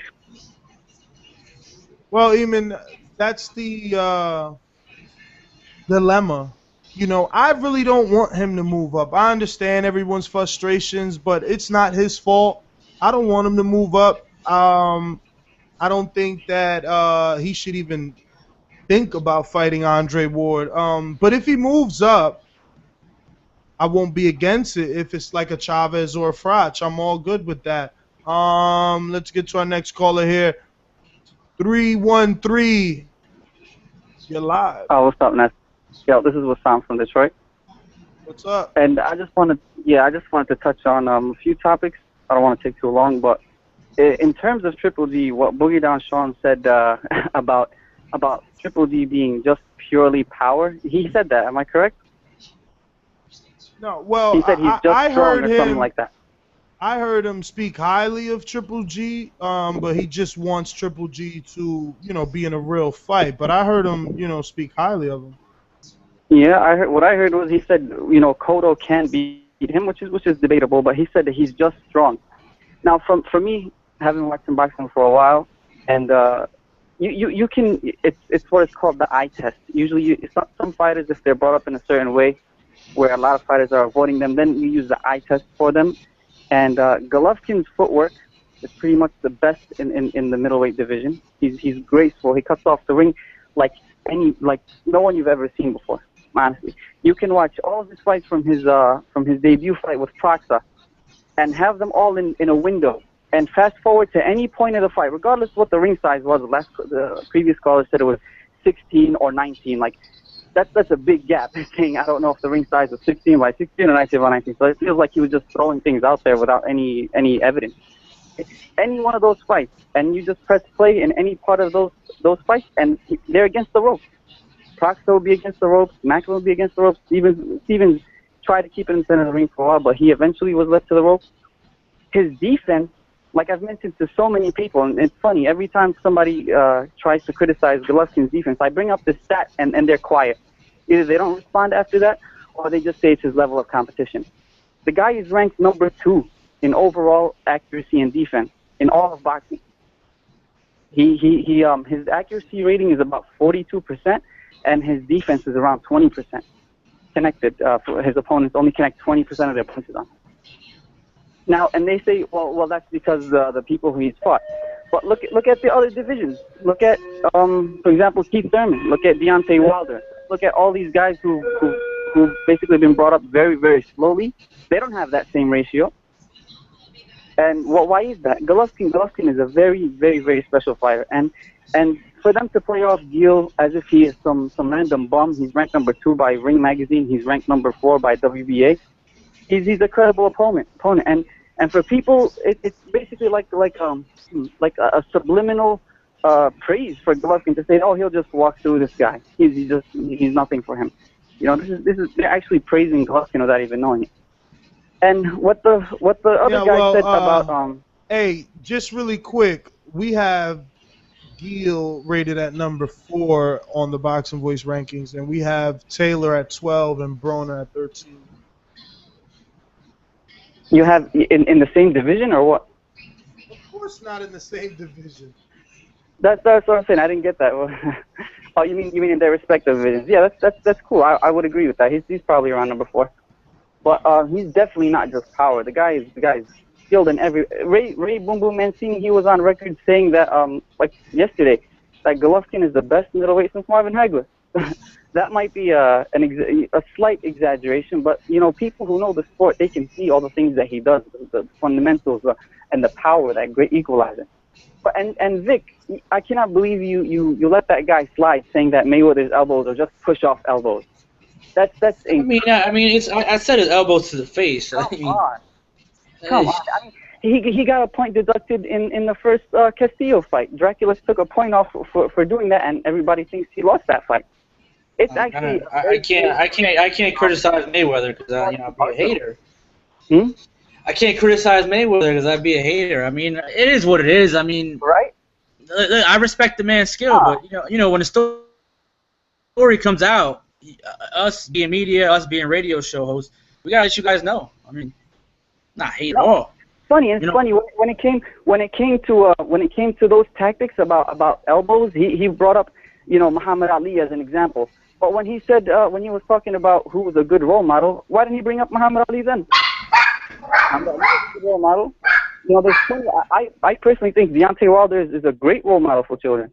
I think Canelo is a great role model. There's plenty of fighters who don't go out there, making it rain on strippers and prostitutes and all this stuff and cursing and left and right. There's plenty of fighters who don't do that. To say that, who's out there that's a good role model, that's crazy.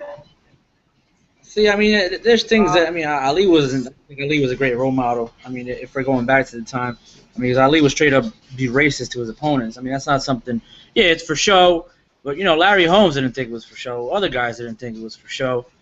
So, if I was around when Muhammad Ali, was around, guess what? I would have said the same thing, but I wasn't.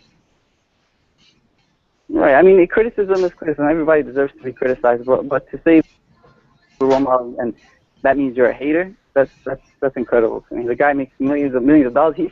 The dude said, "Why should I give money to Africa? What has Africa done for me?" Well, I mean, that's on him. That's his money. He can do whatever he wants with his money. I can't tell him what to do with his money.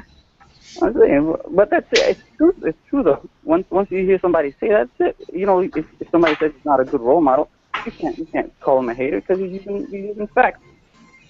But my picks are Golovkin within 5. I believe he'll knock him out within 5. Not because Geale is a bum, but because I believe Golovkin is just levels above him. I really can't call Perez and Jennings. I'm not too impressed with either of them. I was actually sitting down with my brother watching their fights, and they seem awfully slow and off balance at times. I don't really I just think maybe Jennings will edge it out, but I'm not really impressed with either of them. And in terms of Tyson Fury, I got him beating the guy on what is it, a couple days' notice. So. Yeah, I mean it's a decent fight for a couple of days' notice. I mean they could have got Ollie Harrison in there. Also, I'm gonna get to some other callers, but thanks for calling in. But also, what needs to be said is that the guy that's stepping in, this Alexander, I guess, is strangling. Ustenov. Huh? Ustenov. Wait, so what's this? Because I gotta. Oh no, I'm sorry. Yep, I read that totally wrong. Okay, so yeah, whoever Vic said, what is it? Ustenov, Alexander Ustenov. Ustenov. Okay, so what has to be said is that he was the sparring partner for Chisora, and he's the reason Chisora broke his hand. We don't know if that's good because Chisora could have broke his hand on his face, or an elbow, or something. But he's also taller than Chisora, right? I mean, yeah, well, taller than Chisora. I believe so. Yeah, I think he's pretty big. He's like 6'4", 6'5". Let me just take a look. He's also ranked. He's also ranked. I don't know if he's ranked with us. I'm gonna check ours right now. I think he's a big dude, actually. No, we don't have him in here. I mean, he's 6'8". He's 6'8". His last fight was against David Tua last year. He definitely came out of nowhere because we only go to top 15, and our 15th is Chisora. I mean, excuse me, Chris Arreola. Yeah, I mean, he's not top 15. He might be top 30, top 35. I mean. Well, I mean, they're claiming that he's ranked, but he might be ranked on a domestic level in Europe or something like that, possibly. Well, it's a 10-round fight. I don't think any belts are on the line now. Well, he's 250 pounds, and he's 6'9", 300 pounds. So he's a big dude. Yep. So it's going to be rescheduled, though, the fight that we do want to watch. But I think that Tyson Fury should just move on. He should just move on. I mean, we never needed a Chisora rematch anyway. It was okay because they made it, so it was like fun while it lasted. But he should have just moved on, man. But let's take it back out to the streets, man. and get to some calls. Ladies and gentlemen, please welcome Nelson. No, motherfucker, I didn't say my name was different. What the fuck? Oh, you said your name was Nelson. No, I didn't. You need to clean your motherfucking ears out, nigga. That's still the best intro. It's a very explicit intro. We're gonna have to remix that intro. That shit's hilarious. Yo, what up, Ness and Vic? Yo, but word, Ness, I think I'm gonna have to ask you to clean your motherfucking ears out, though. Wow. Because Fury is saying that he's not gonna do the Chisora rescheduling. Good. That's good. That's good. I never liked. Remember, I didn't want him to fight Chisora again for what? He fought him a long time ago. He took his O. That's true. I mean, Chisora ain't been doing nothing recently. I mean, except getting knocked out by Hank. To me, Chisora hasn't done enough to merit a rematch. This was just a stay busy rematch. Exactly. Yep, and it was, I mean, I like the fight when it was made. I thought an in-shape Chisora could give Tyson Fury a go. But, you know, there's a lot of reports coming out of Europe that, you know, it's basically a stunt. I mean, I don't know. Has anyone seen x-rays and shit like that? Like, for Chisora? I mean, I heard that Usmanov was whooping on him in sparring. So, I mean, I think this might be a upgrade, to be honest with you. Really? That's interesting. That's I read that somewhere. But I mean, Usmanov, I think he provides a whole different look, too. You know, he's a big dude. He's got a fair degree of power. He's not very precise with it, you know, because that kickboxing background. So he's kind of a converted type fighter. But I mean, he'll at least provide probably some interesting moments. I mean, you got to think his only loss was to Pulev. I'm pretty sure that was his only loss. I think he might have had one other one, but his only recent loss was to Pulev. So I mean, that pretty much puts. That's his only loss. That's his only loss. House of Vladimir Klitschko. That's his only loss to Pulev. Yeah. But I mean, I'm just saying though that pretty much puts Fury right in the wheelhouse with Vladimir Klitschko. Then at that point, you know, if he beats Usmanov better than Pulev did. You could be right, but I don't know, man. If you're Fury, and I'm not gonna say Fury's a punk or anything like that, but do you go after the winner of Stavern Wilder before you go to Klitschko? No. I'm just saying, like in a ratings perspective. But yeah. No, I know. I mean, it's all about risk versus reward for all of these guys. Every fighter from 105 all the way up to heavyweight. So, you know, they're always gonna choose what's gonna benefit them the most with the least amount of risk. And that's obviously Klitschko's gonna get you paid more. But if you get that WBC belt, then it's for all the marbles. How much more can you make there? Unify with Klitschko. That's what I'm saying. That's a bargain shit. Yeah. Because I mean, all the belts will be on the line. Yeah, man. I think Fury's gonna whoop on Usmanov though. I think Usmanov's gonna be a bit of a heavy bag in there for Fury. Fury's gonna show the goods. He's gonna show his whole arsenal of offense against this dude. Because this guy, you know, he's too easy to hit. Well, I mean, it's a decent replacement on 3 days' notice, man. That's what I can say. I mean, I know that Antonio Tarver threw his name in the ring. Audley Harrison. I mean, I'm surprised Tony Thompson didn't. He threw his name in there too, but I guess they didn't accept. They ain't taking a Thompson fight. Too much risk, low reward.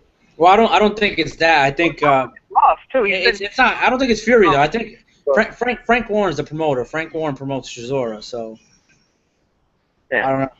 Well, I mean, it's not a good look if he struggles against a guy that Takam just whooped. And, you know, Fury, I mean, Pulev whooped too. Pulev and Takam. So it doesn't look as good as, you know, Usmanov, I think, in my opinion. That makes a good point. I mean, regarding the... Go ahead. No, go ahead. No, I was going to say, though, like, regarding the HBO fights, though, man, Golovkin's going to smash Geale. That's just going to be destruction. They're going to have to rate that motherfucker like 17 plus or whatever, because that's going to be graphic as hell. You think so? By annihilation. Nah, yeah, I think I agree. I think it's going to be a beatdown for 8 rounds. You're serious? I mean, to be honest, You're serious? I don't. Yeah, I'm serious. I don't think Geale is really any better than the likes of Macklin. you know, the likes of Macklin, the likes of Martin Murray, all these guys are all about the same rank. You know, they're all guys that, you know, struggled with the Felix Sturm level of opponent. And who is Sturm? Sturm is a motherfucker that dug Hopkins all the way through Pavlik and Martinez. You know, with Abraham and all them dudes all in between. So. I mean, I think Geale's take up the trash. I think Geale's volume punching is either going to be his best friend or his worst enemy. I think his volume punching can either give him rounds or just get him caught even quicker.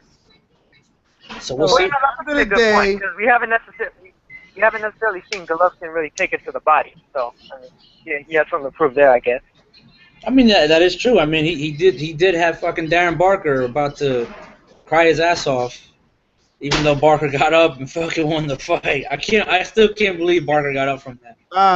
Stop reaching. Stop reaching. At the end of the day, we know what this is, and we know what Geale's gonna say at the end of the fight. I do my best, but my best wasn't good enough.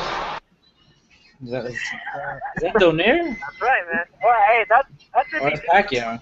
You know, like Mike Tyson said back in the day, if he doesn't die, it doesn't count. Damn, you want this dude to die? He's gonna do some damaging. Nah, man, just figure it's like Golovkin's he's gonna do work on this dude, man. This guy's gonna get hurt. You know, the thing about Golovkin, I don't think anybody's fucking with him south of Andre Ward, and even then, I'm a bit iffy on that one. Really? I respect everybody. I respect everybody. Athletes. I respect everybody's sports. You know. I think Ward could be Golovkin's kryptonite, but we'll see. We'll see. Possibly, but even still, the thing is, I think his boxing skills are really underrated though. Just because he's a good puncher, he's not a good boxer. I think his skills are really underrated. And for all of you guys that love CompuBox, he's rated 5th in terms of defense. There's only 4 guys ahead of him now. I think it was Mayweather, Moreno, Rigondeaux, and that's the 4th one. I don't know if it was Ward or not. No, it wasn't Ward. It was somebody else. Can't remember who off the top. That's an interesting stat. Interesting. Yeah. I'm just saying. I mean, I don't really like CompuBox, but that's for all the guys that use it. A lot of people like to bring that bullshit up. And then in offense, I think he's rated like 2nd or 3rd or something like that. That's right. Alvarez is rated ahead of him in defense too. But I'm not sure if that changed after the Lara fight. Did you say who you were picking in Perez Jennings? Oh man, I got Jennings. Jennings is gonna whoop you, man. You better get your track shoes on, buddy. We don't know. Nah, I'm actually picking him. I'm picking Jennings, that is. Yeah, man. I like that soundbite too, but we don't know. That shit cracks me up every time you say that. Yo, we're gonna see if the curse is real, because according to the curse, I picked Ruslan. He lost to Algieri. I'm picking Golovkin. He may lose the Geale. Nah, he ain't losing the Geale at all. No chance. The curse ain't that strong. The curse is the curse. Curse ain't that strong. Well, then if it isn't a curse, we'll find out Saturday. Curse only counts in like close fights. I don't know about lopsided ones. But where though all these other so-called middleweight title holders, whatever, they need to be called out. They need to be called to the floor for being bitch made if they don't want to fight Golovkin. Straight up and down, they need to be called out. Cotto needs to be called out. Quillen needs to be called out. All of them. Solomon, Rubio, all of them dudes need to be called out. Straight up. Fight Golovkin. Problem with that is these guys ain't trying to get in the ring, man. It don't matter if you call them out. They ain't trying to get in the ring with Golovkin, man. Not yet. It's until Golovkin shows you can make money while fighting him, and I'm not saying $650,000. I'm saying making money, man. Geale made fucking $600,000. Yeah, but part of that's Australian pay-per-view money too, man. Golovkin's only making $750. How's he only making $750? I want to know how much Geale made for the Mundine fight, because that'll show me if he got balls. Like if he made $1 million for the Mundine fight and he coming over here fighting for 600, then yeah, he got them balls of steel. I highly doubt it was that much, man. But it was still. I think it was close around that. Australia. What was that? Yeah, but I mean, what does that really mean though? I said that fight was I supposed mean, to be big. I know It's in Australia is not the same as like the UK, for instance. I mean, the UK, yeah, I could see that, but I don't know about Australia. Like, really. Well, it don't even matter. It don't even matter because Golovkin inside a 6. I bet you sleep with the nightlight. Yeah, I pretty much got that too, man. I feel like he gets Geale out of there pretty much whenever he feels like it. Whenever he's tired of playing around with the good boy. It's gonna be like a cat with a mouse. Yeah, man, listen. Saturday is the beginning and the end of fucking good boy season, man. Good boy, the good boy. The good boy. He turning all them niggas into good boys, but I still want him to face somebody good. Somebody good. And there's nobody Well, out see, there because that's what I'm saying. That's what I'm saying. People need to be called to the floor. They need to be called to the floor. You know, they need to pull their tampons out. They need to be called to the yeah, but you're saying guys like Rubio and whoever. Man, look, nobody beats him in this division. It's like, I mean, look, I'm not hey, opposed. He's just gonna have to clean house then. If that's the case, if he wants to stay at 160, he's just gonna have to clean the house. You know, I'm not opposed to that. Call Lara out. Lara's talking all that bullshit when he knew that HBO and Showtime weren't doing business. Now that De La Hoya's all buddy with Aram all of a sudden, let Lara go fight him.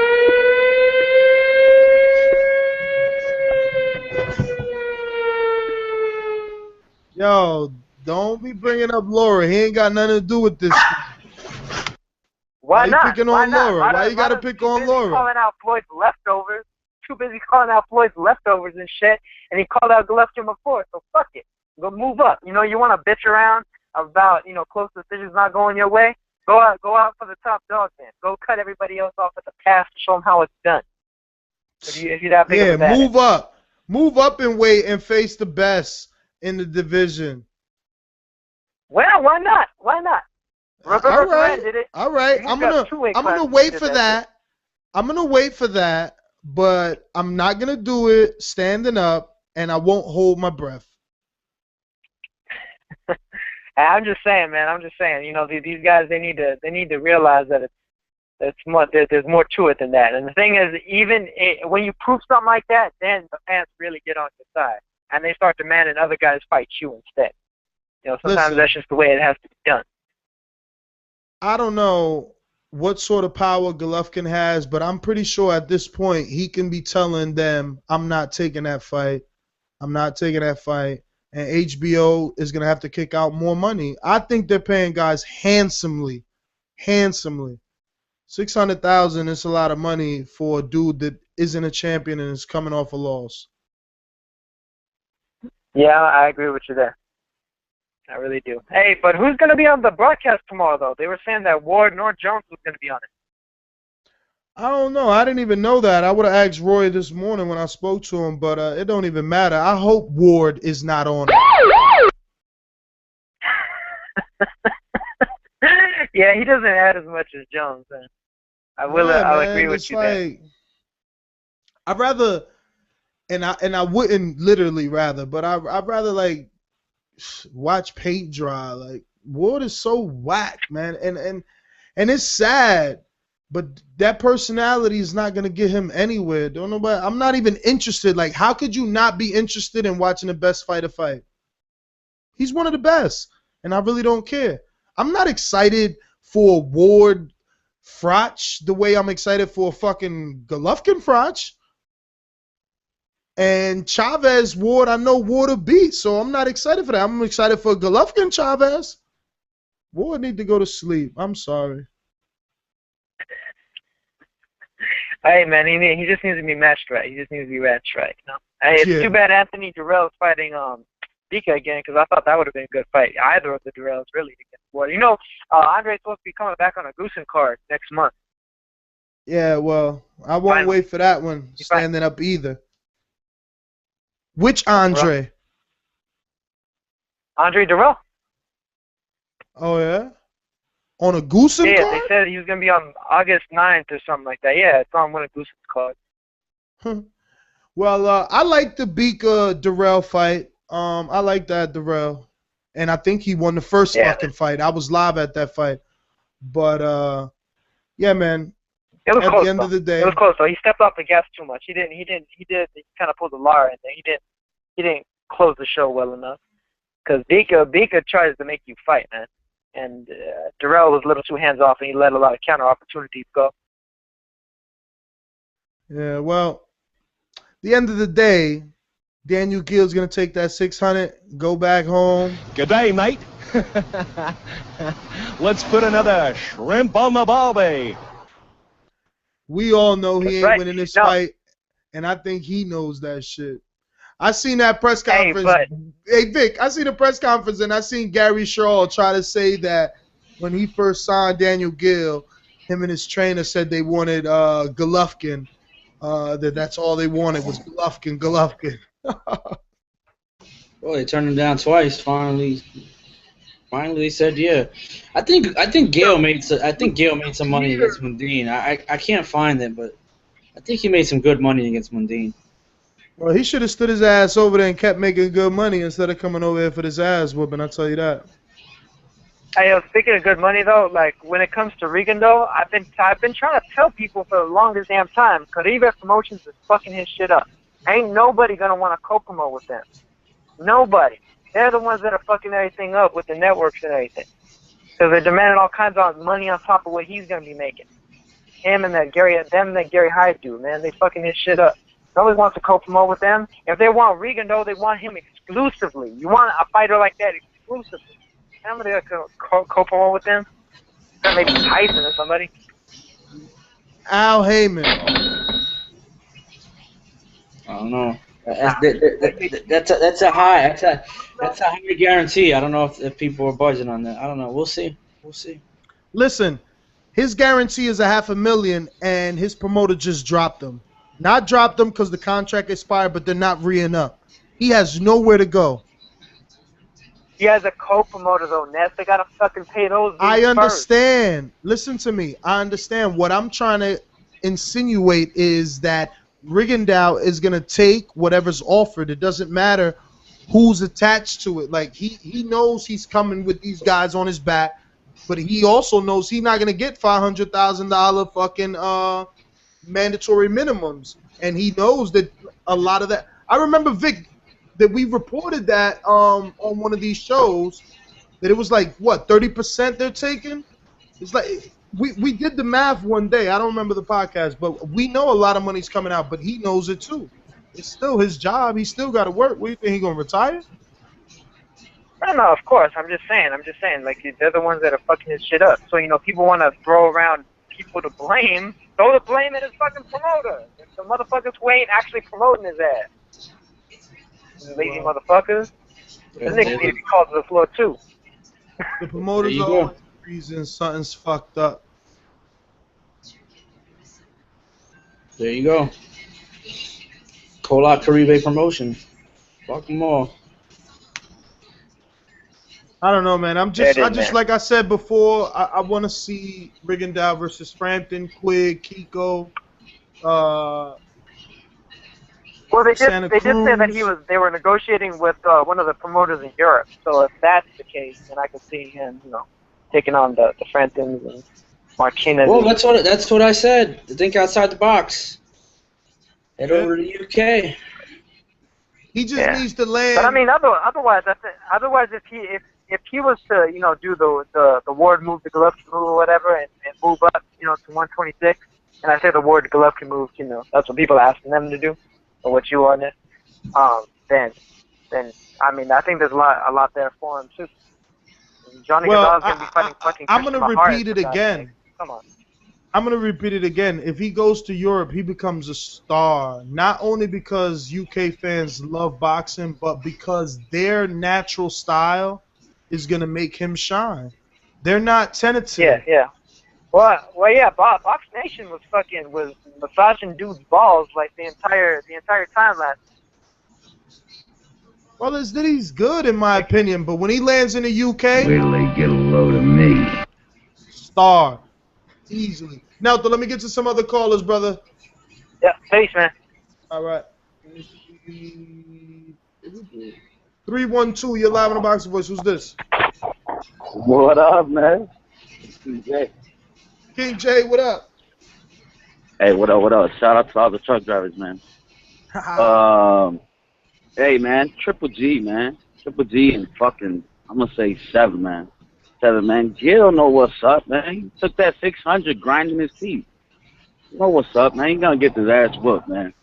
And as far as, like, all these people saying there's Peter Quillen shit, man, Peter Quillen ain't trying to fight him, man.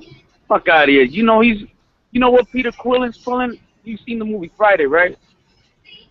Of course. Yeah. Yeah, he's pulling that shit where, with that shit, that smoky shit. But when he's gone, I be talking shit. That's what he's pulling. That's what he's pulling.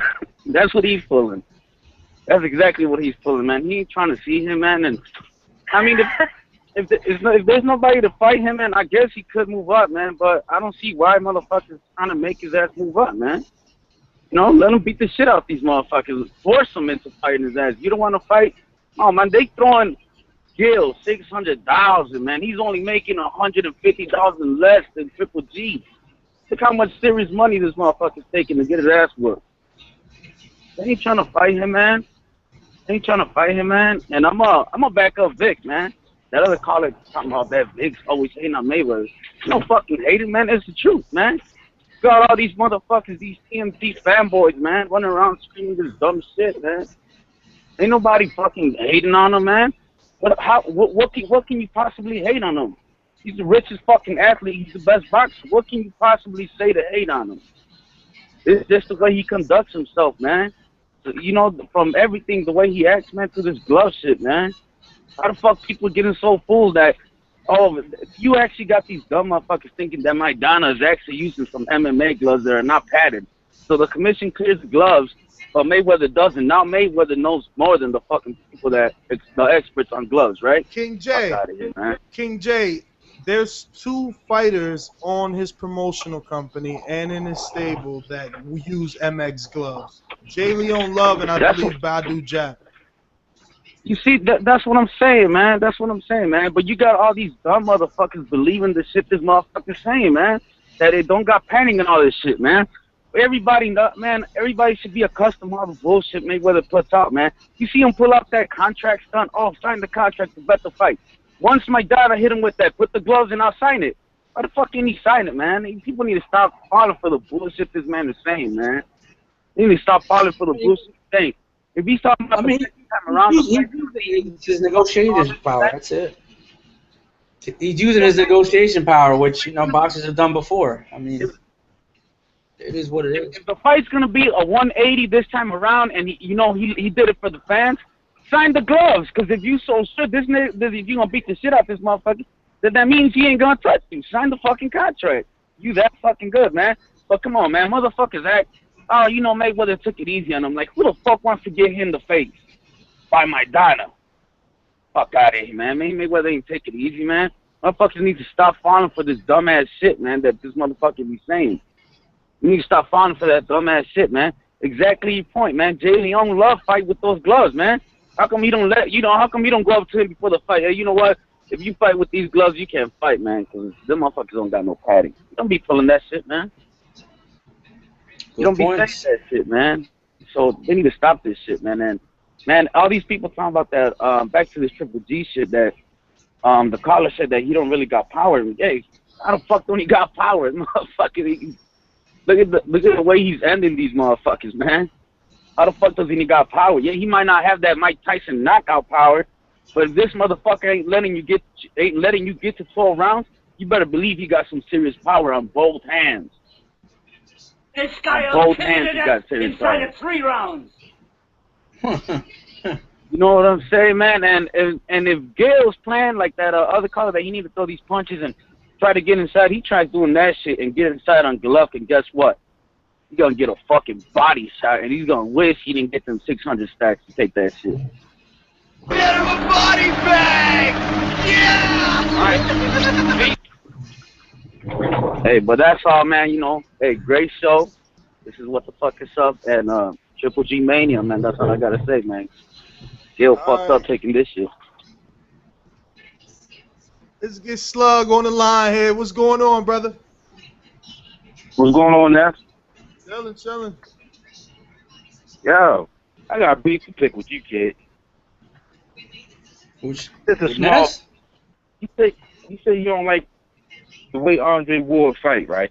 Uh-oh. I ain't say that. I said I like Andre Ward the way that he fights. I don't like his personality. He's too bland for me. I'm sorry. And I know he gets mad because people don't like it because he's respectful and he's a churchman. I hear him taking that route. I'm not saying. Listen, my mom is Pentecostal. She's Christian. I don't care his lifestyle. It doesn't intrigue me. It's not something I want to watch. I want to be entertained when I watch. So until he gets a fight and he can entertain me in the ring, I would prefer if he just shut up. But his fights are entertaining in the ring. You said you would prefer to see Triple G fighting Froch rather than him and Froch. Yeah, because you know what he's gonna no. do. You know what he's gonna do. He's gonna make it an ugly ass, tight, fucking holding, hugging fight. Yeah, but you know what? That's different from anybody else. I mean, that's unique Andre Ward, but he still wins. Listen, just like that unique Floyd, because Floyd. Yeah, but on the real, there's Floyd be holding still a lot. There's no mystery as to why the guy that lost to Andre Ward is the most popular fighter at 168 pounds right now. The biggest fights that could be made are only made with the name Carl Froch in it. Andre Ward beat Carl Froch and beat him convincingly, and no one cares. The big fight isn't versus Andre Ward. The big fight is versus Carl Froch. Because of the name. Well, he's exciting. Andre Ward need to take his ass over to the UK. He's exciting. If Ward wants to fight, tell him stop calling out little boys and go to UK and fight under 80,000 people and beat Froch up again. He did it easy the first time. Why not make a bunch more millions the second time and do it easy again? But no, he want to call out little boys. I want to fight Triple G. Yeah, let me fight. Well, to his defense, if he's going over there better be some neutral judges or some shit, man, because that'll be tough to do. No, a fight with me and Chavez. That's pay-per-view. Why? Because of Chavez? Because your last fight was with Ender Rodriguez, and that shit was not pay-per-view. That shit was more like Pepe Le Pew, motherfucker. Whack.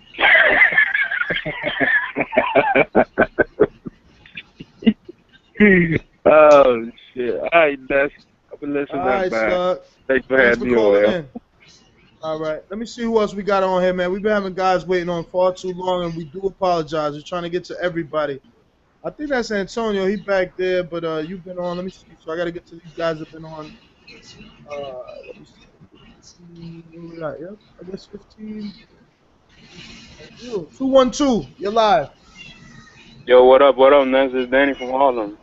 Harlem. Yo, what's next for Keith Thurman? You haven't heard anything? Nothing. What you think a good fight for him will be? This cat Carlos Abregu, the one that fought Bradley.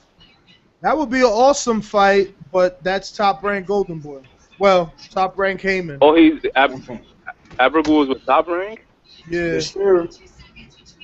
Oh man, and I think Santa Cruz's next opponent might be Regal because they both calling each other out on Twitter and on Instagram. I keep seeing it right now.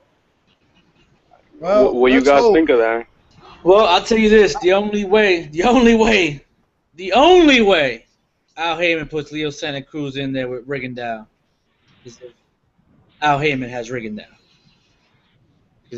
I mean, he can't sign him. He's a free agent right now, right? Well, he's not a free agent. He's got a promoter. He's just no longer with Top Rank.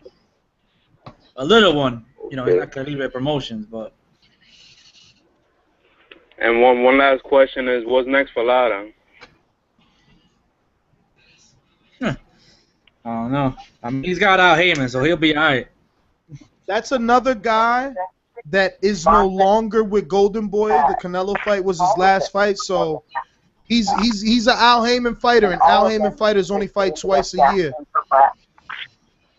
Damn. So he's in a dead zone now, I guess. For now. I mean, he's with Al Heyman. The Got a lot of background noise. I got to dead you. The takeover is coming.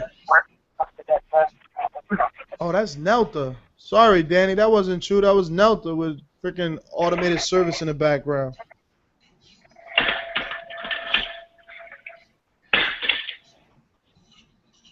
Let me go to 702. Rob Palmer, what's up, brother? What's up? How's it going, guys? What's up, Rob? Yeah, you were talking about trying to get guys like Tony Thompson and stuff over for the Fury fight. The issue with that is the British Athletic Commission won't let a short notice opponent come in that's not from Europe if it's more than a week's notice, because they got all their medicals that they have to go through. They have to do their blood testing. They have to get them insured, all that kind of stuff. Yeah, so but Rob, let's be honest. Then they can't bring someone over. Rob, let's be honest. They could have pushed the date. They could have pushed it a week later. Well, I guess not. No, they can't tickets. push. They can't push the whole show back. They got the arena booked out. Everyone bought tickets. No, you're right. Bought tickets. Yeah. No, you're absolutely right. That was a stupid statement because the tickets and everything, the television date, that won't work. Yeah, I think the injury was genuine.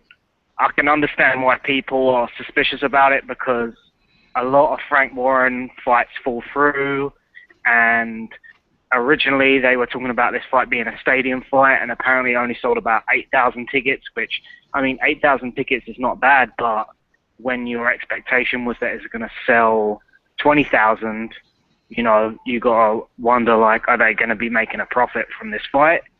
And, you know, Frank Warren's not been in the best position when it comes to selling tickets in the last few years because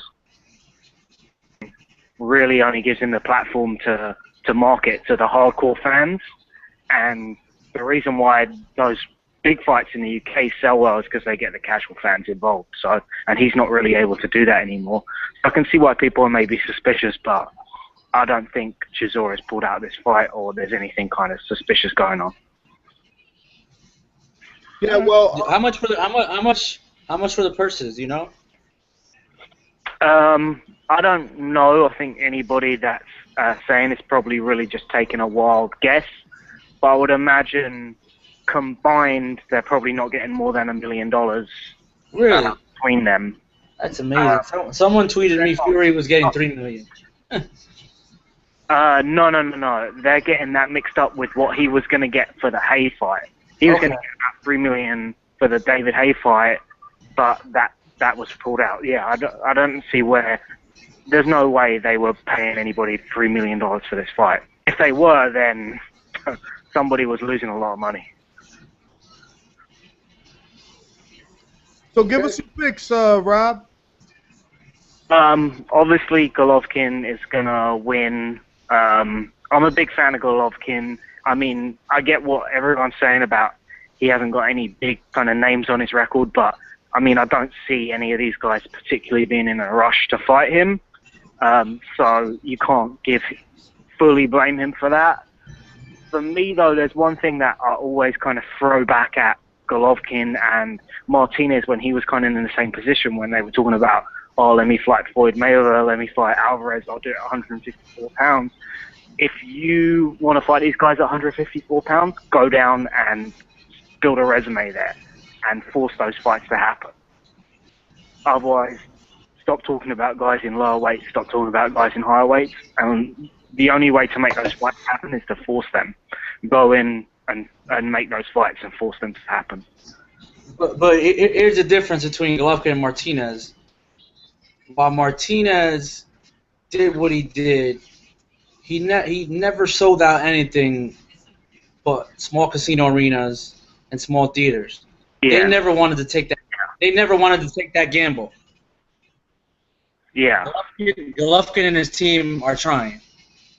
Well, that's the difference, though. I see it. That's the difference. You got K2 Promotions behind Golovkin. They're paying to get him out there. They're getting him exposure. They kept him busy. He's fought in Monaco. You know, he doesn't just wait around for HBO. He's being consistent, and he's also sparring. Martinez is having one big fight a year, and getting hurt. Yeah. Yeah, but I'm saying even when after this fight with Paul Williams, you know, I don't know. I'm not saying Lou did a bad job with him, but there was never any risk involved. Lou always took the guaranteed money, casino ballrooms, and all that other shit until he got to a Chavez fight. It's called the television packager, man. It is what it is. Like No, that's what I'm saying. That's what I'm saying. While you're saying Martinez is calling these guys out, he has no leverage. These guys are taking a chance. I mean, this shit at the Garden could bomb. There could be 5,000 people there. Well, listen. You know what I'm saying? And then who knows? Sergio is back. He fights a credible guy, and HBO still wants the Golovkin fight. We don't know. You know, Sergio made a lot of comments about, you know, well, his team made some comments about a headbutt. When Cotto connected, he hit him with an elbow and whatnot. So, you know, okay. maybe his knees are okay. Maybe he comes back and he's good to go, and we see a new Martinez. We just don't know yet. I mean, Rob, you got him at number 12. I think that's disrespectful. Is it because you lose? Wait, let me just ask the question because, you know, I don't want you to think, you know, is it because he lost to a guy that wasn't in the division? That's why he dropped so low? Because he's low. Who are you talking about? Sorry, number 12? Martinez. Sergio Martinez? Yes. I didn't think he was as low as number 12. That might have been an error there that Sergio Martinez is that low down in the rankings. I thought he was up at kind of like number 3 or number 4 or something like that, to be honest. So that might just be an error. But yeah, that sounds really strange to me as well. Okay, I'm glad it's an error because I had a problem with that. But listen, Rob, I know that wasn't a lot of time for all the time that you held on. Yeah, we only got 3 callers. I just got one thing. One last thing to kind of clear up what you were saying last week about Lundy and why would he go to the UK to fight. A simple reason, it's just dollars on the check, because unless you're on HBO or Showtime, No, US, Rob, you know, he's not going to get that money. You didn't hear that podcast correctly. I didn't say why would he go over there. I said that for Corolla's team to be acting as if Lundy is a no one, they need Lundy more than Lundy needs Corolla. That's what I said. Well, you know that team's actually they're kind of BNF everyone. Really, what they're saying is we don't want to fight Lundy because that's too much of a risky fight.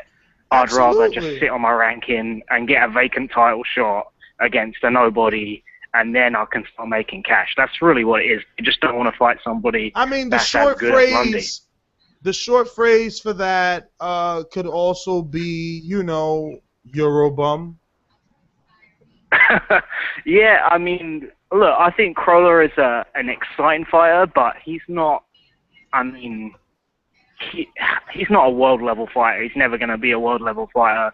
He's good value for money, and I think maybe at super featherweight he could maybe challenge for a world title. But yeah, I mean, I wouldn't even class him in the top 3 lightweights in the UK, let alone have him challenging for a world title. I had recently, about a month ago, I seen a bunch of interviews that he did on Sky Sports, and you know that I think it's called Ring to Ring or Ring to Toe. I don't know, whatever. Ringside. Yeah, Ringside. Yeah, but yeah, I mean he's got the right attitude, but the talent in it isn't there, and until he beats a credible opponent. You bum. But Rob, let me get to some other callers, brother, because I got like 3 more. Me and Vic got to get out of here early today. 647, you're live. Who's this? What up, man? This is T from Toronto. How y'all living? Oh, we're doing good, brother T. Thanks for calling back in, brother. Not a problem, not a problem. Look, Golovkin, everybody knows what Golovkin's going to do. He's going to get this guy out of there. It's just a matter of how he's going to do it to me. That's why I'm watching the fight. I just want to see how crafty he's going to set up that body shot. But one thing I just wanted to speak on was all this hype about the glove situation with Mayweather. I don't know why people are bugging out so heavy. Because if you look back on it, Mayweather did the same thing for Oscar and wore bigger gloves. Nobody made a big deal about it. He had to go up and wait and fight Gennady. Gennady wore whatever he wanted. No one made a big deal about it. I think people just want to see him lose so badly that whenever he makes noise about anything, they try to downgrade how good of a fighter he really is. I mean, what do y'all feel about that? I just don't agree that they're making a big deal about it. I think that Mayweather is. I think that Mayweather is forcing a guy who's always used those gloves, and people in his promotional company use those gloves, and now all of a sudden, if you're facing Floyd Mayweather, those gloves aren't good. And we still haven't got a legitimate answer as to which gloves are being used for this fight. So we're going to have the same controversy all the way up until weigh-in, and that's stupid. It's just dumb. I hear you, but the controversy is also what sells, right? I don't necessarily think that's by accident either. Yeah, I mean, well, you're probably 100% right. I mean, it's part. I think it's part of the promotion, maybe. And it could be a promotional ploy, and it's just Mayweather throwing his weight around. I mean, everyone's done it. It ain't right sometimes, but when you're in the power, that's what it is. So why don't you think I think they should just fight in the same gloves. Like, why can't they both just fight in the Grant gloves and call it a day? Well, because why does Mayweather always have to get his way? And Maidana's not sponsored by Grant. He's sponsored by Everlast. Always, but I mean. But Maidana's sponsored by Everlast, though. You can't wear Grant. Vic is saying Maidana's sponsored by Everlast, so he can't even wear Grant. He can't wear Grants. Fair enough. All right, brother, I'm going to let y'all get to some more callers, man. Y'all answered my question as always. Keep it up, man. Good show. Thank you, brother. Thank you. All the way from Toronto, man. Loving it. 718, you're live on the Boxing Voice. Who's this? Yeah, that's about time I got to talk, man. Man, you ain't been on hold that long. It said 20 minutes. Nah, because, I kept on, I don't know, they kept on getting me out. Yeah, now I want to talk about that Mayweather situation. With Al Heyman and everything, man. I think now that we know that, by the way, that Taylor fighting Broner, I think I like Taylor to beat or upset over Broner. I like Emmanuel Taylor, man. But not to bring on that topic about that, Al Heyman and them, being that Floyd Mayweather just got his license and all that, I think they trying to like take over boxing, man. Like far as like them, how could I put it? Like having all they fighting bums and getting out of their contracts. So, cause that it's about to be the end of the year, they ain't gonna fight no more. So they fight these bums now, and then next year they gonna take over, man. And how do Schaefer? And another thing, how would Schaefer be a part of that? I thought it was arbitration if he go with another promoter. Well, he's in arbitration now, so but it's in his contract that he's tied to Golden Boy till 2018, I believe. But Vic has mentioned that California doesn't recognize non-compete clauses in contracts. Okay. And another thing, yeah, Vic, man, that dude that was saying that you was a hater, he probably on the money team payroll, man. Yo, Antonio, I'm gonna give you a chance to talk. Antonio's been there hearing all y'all get at him too. Yo, I don't care, man. He a hater, man. He might be. I mean, the way he was talking, it was like Mayweather and them niggas paying him to say that. The way he talking, he didn't get a quarter out of Mayweather, man. Did he get a free ticket at least? Shit. The way he talking. But yeah, man, that's all I had to say right now, man. Know what I'm saying? And I pick. Oh yeah, my picks. I got Geale. I got Golovkin. And I don't like Perez, so I got the other guy, and I got Fury. All right, QB. All right, brother. Can't nobody stop me. They can't stop me. This is America. We built on winning, and I'm a winner. I'm ready. I'm not even worried. I'm always ready. Antonio, what up? They getting What's at up, you man? out here, man. They getting at you, Hey, yeah, player. man. I just wanted to say this. From now on, when I call in and I say, this Antonio the bad guy, I'm calling in to debate you, Vic, Jake James, or B. That's my little keyword. Tie your gloves up, and it's all just debate. So if I raise my voice, it's nothing malicious. Like I'm not hating on Vic. I fuck with Vic. I fuck with all of y'all. I just like to debate. I have more fun when I'm debating rather than just talking about something that I always really feel like I understand what I saw on TV the night before. But as for the callers who were saying stuff about me, I like to talk in facts. Fact one, Muhammad, he said something about Muhammad Ali. Listen, Muhammad Ali might have been a great role model to black people, but at the end of the day, he was a bit of a racist, and he did a lot of shit too. Like, celebrities do shit, bro. People in general do shit outside the sport. I was calling Vic out on specific things, like talking about Mayweather bitching after the Maidana fight. He only complained for like 2 minutes. And Maidana did a lot of dirty shit. That's all I was saying. You know what I'm saying? And for the other guy, Louis J or whatever, Louis J, something like that, like, he was talking about the MMA gloves and stuff. Like, bro, it's a videotape, my man. The commission came in and looked at the blue gloves. He said they 8 ounces, but the padding spread out thin at the top. They're illegal. Robert Garcia picks up the red gloves that they fought Broner in, said, can we use these? The commission said, yeah, these are good. Ellaby said, no, he ain't using any one of them, and they out. That's fact. That's on tape. That's on videotape.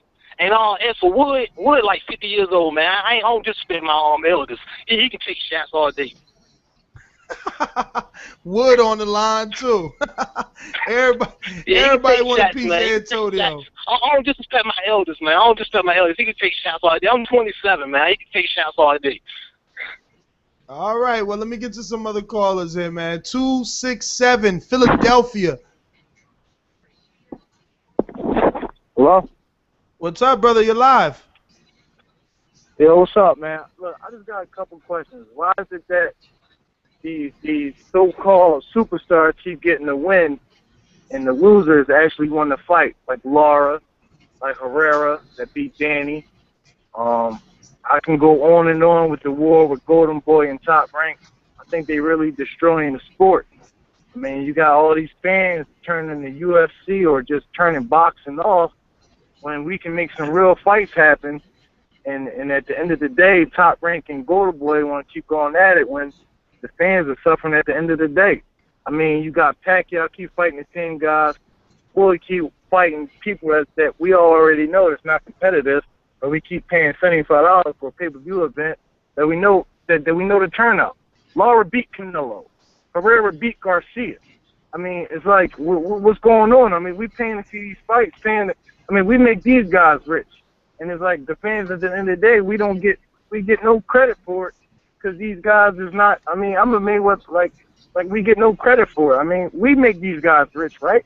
I mean, why is it that?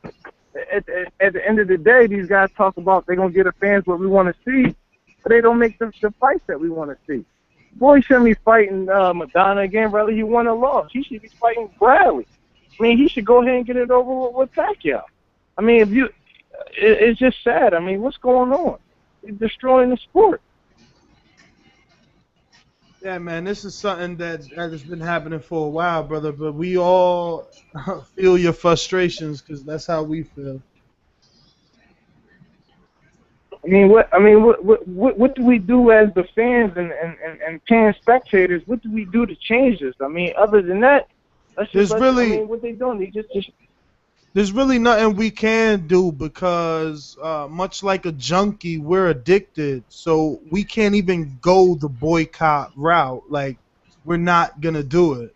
There's not enough of us that's going to stick through what we say and boycott boxing as a whole or a certain pay-per-view. We're just not going to do it. We're not. We know we're not.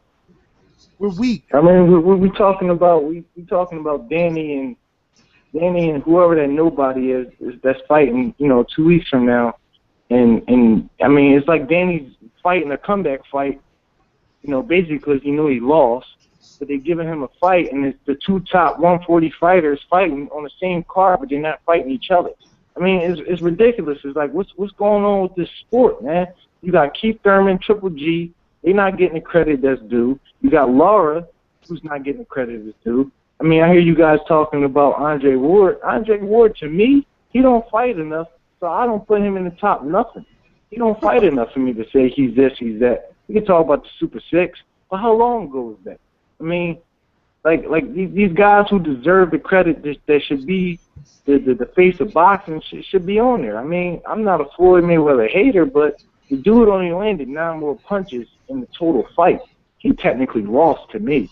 And I'm a Floyd fan, but hey, Floyd, you never fight anybody like that. You always dominate. I mean, if you only landed 9 more punches that I don't really see that you did, you technically lost that fight.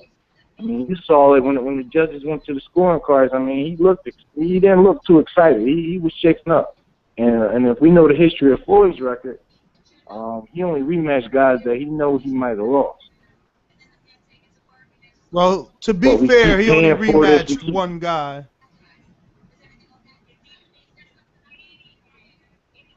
What you saying?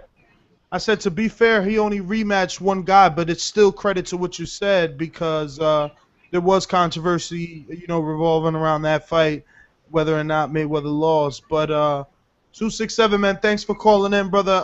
We're gonna finish up here and wrap up. We got one more caller to get to, and like I said, man, I feel your pain, brother. I feel your pain. Just tell your parents just hi. 201, you're live. Yo, what's up, guys? Jersey Sav, what did it do? Hey, man, long time no speak. I haven't been on the show in a minute, but I got a lot of shit to say. First of all, I don't know if you guys talked about it, but you know how they're having the Triple G fight in Madison Square Garden, the big room, and ticket sales are actually doing a lot worse than originally expected. And from what I read last, it was like 5,000 something, 6,000 tops, and which basically is going to make Madison Square Garden look pretty much empty. And I just don't get why they would do such a thing, because the small room was perfect for them. Because let's be real, in order to do, fill up that big room in New York, is he Puerto Rican? No. All right. Is he Hispanic? No. Is he Irish? No. Is he Italian? No. All right then. He's not going to fill the room up in New York, because that's what you got to be to fill up the room in New York. You know what I mean? But I think he should have stuck with the theater. But he's going to do his thing. He's going to destroy this guy. It's not a competitive fight at all. It's just different levels. And the thing with Broner, he's going to fight. I've been hearing a lot of rumors, but if they're smart, they're going to match him up with either Zab Judah or Emmanuel Taylor. Because the thing is, style-wise, that's very good for Broner, because he could only beat those kinds of fighters at that weight, because neither of those guys throw any fucking punches. And that's the kinds of guys that Broner does good against. Emmanuel Taylor doesn't throw no fucking punches, especially when he steps up in class. So that's an automatic win for Broner, because Broner's going to let his hands go just a little bit more, because he's going to be a little more confident. He's fought on that level multiple times, and he's a 3-division world champion. That's going to be the first time for Emmanuel Taylor stepping up like that. As far as I had let me stop you right there. Yeah. Let me stop you right there, right? And I just want you to think the last time an Al Heyman fighter, or a black fighter for that matter, has ever fought another slick black fighter. Like, when's the last time that happened? Taylor Broner probably won't ever happen, and I will pick against you. I think Taylor will win. You think Taylor beats Broner? I will definitely make a bet with you. And, for the reasons I just said. Or he'll fight Zab Judah for the same reason, because that guy doesn't throw no punches. I don't know if I'll pick Taylor, man, but I probably would, though. I mean, I think that he's going to do more. I think that your analysis is exactly Wright is just on the opposite person. I think the person that's going to throw less is Broner. Broner only throws a lot when he's dominating, in my opinion. All right, well, if that happens, I'll definitely pick Broner. I'll definitely make that bet if you want. What else you got for us, Sav? Oh, and I had like an argument, well not an argument, but a debate with you, and I brought this up before with you and Rickside Robbie back like a few months back about HBO and Showtime, and like it's clear that Showtime has the stars, but they never fight each other, and HBO has okay quality and some good quality fighters, but at least the matchups are more intriguing or more competitive on the outlook on paper. Such as Alvarado and Marquez and Chavez or whatever, all that shit.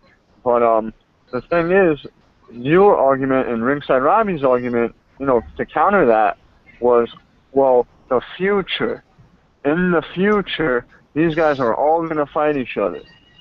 But, it hasn't happened. Sev, so you want me to eat crow on something I said?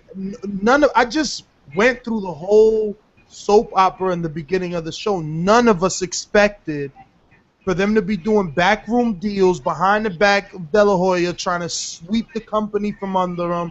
Mayweather being an intern, learning how to promote and filling out license applications. Like, we didn't expect that. We thought, coming off of 2013, they were doing excellent and they were going to continue to, crush HBO and Showtime. I mean, and Top Rank. And they had another plan. Okay. I mean, you can't fault me for that. All right, yeah, okay, fair enough. And the last thing I wanted to say is actually a question. Is it for a fact that Mayweather did obtain a license in Nevada, a promotional license? Yep. Yes, he did. Wow. Okay, so I'm assuming his upcoming fight with Maidana is definitely going to be a Golden Boy promoted fight, but after that, it's most likely just going to be Mayweather Promotions, huh? That's probably what they're trying to do. That should be the plan, but when questioned by myself, Ellerby didn't say. He said he doesn't have to tell us the future of Mayweather boxing. Yeah, well, that guy's a dumbass, man. He barely knows how to. They should just give him a crayon and a coloring book. That's it. Hey, Sav, let me get to our last caller, brother. All right, guys. Bye. All right. 609, man. Make it snappy, Pappy. We're out of here. Hey, what's up, man? Yeah, my name's Nobody Here. So I'm from New York, and I caught the tail end of you guys talking about Mayweather and destroying the sport and everything like that. And I know a lot of people talk about this, but I don't think it's really that big of a deal. I think as fans, I think you're right. Some of us are junkies. I mean, I'm kind of a junkie. I watch as many fights as I can.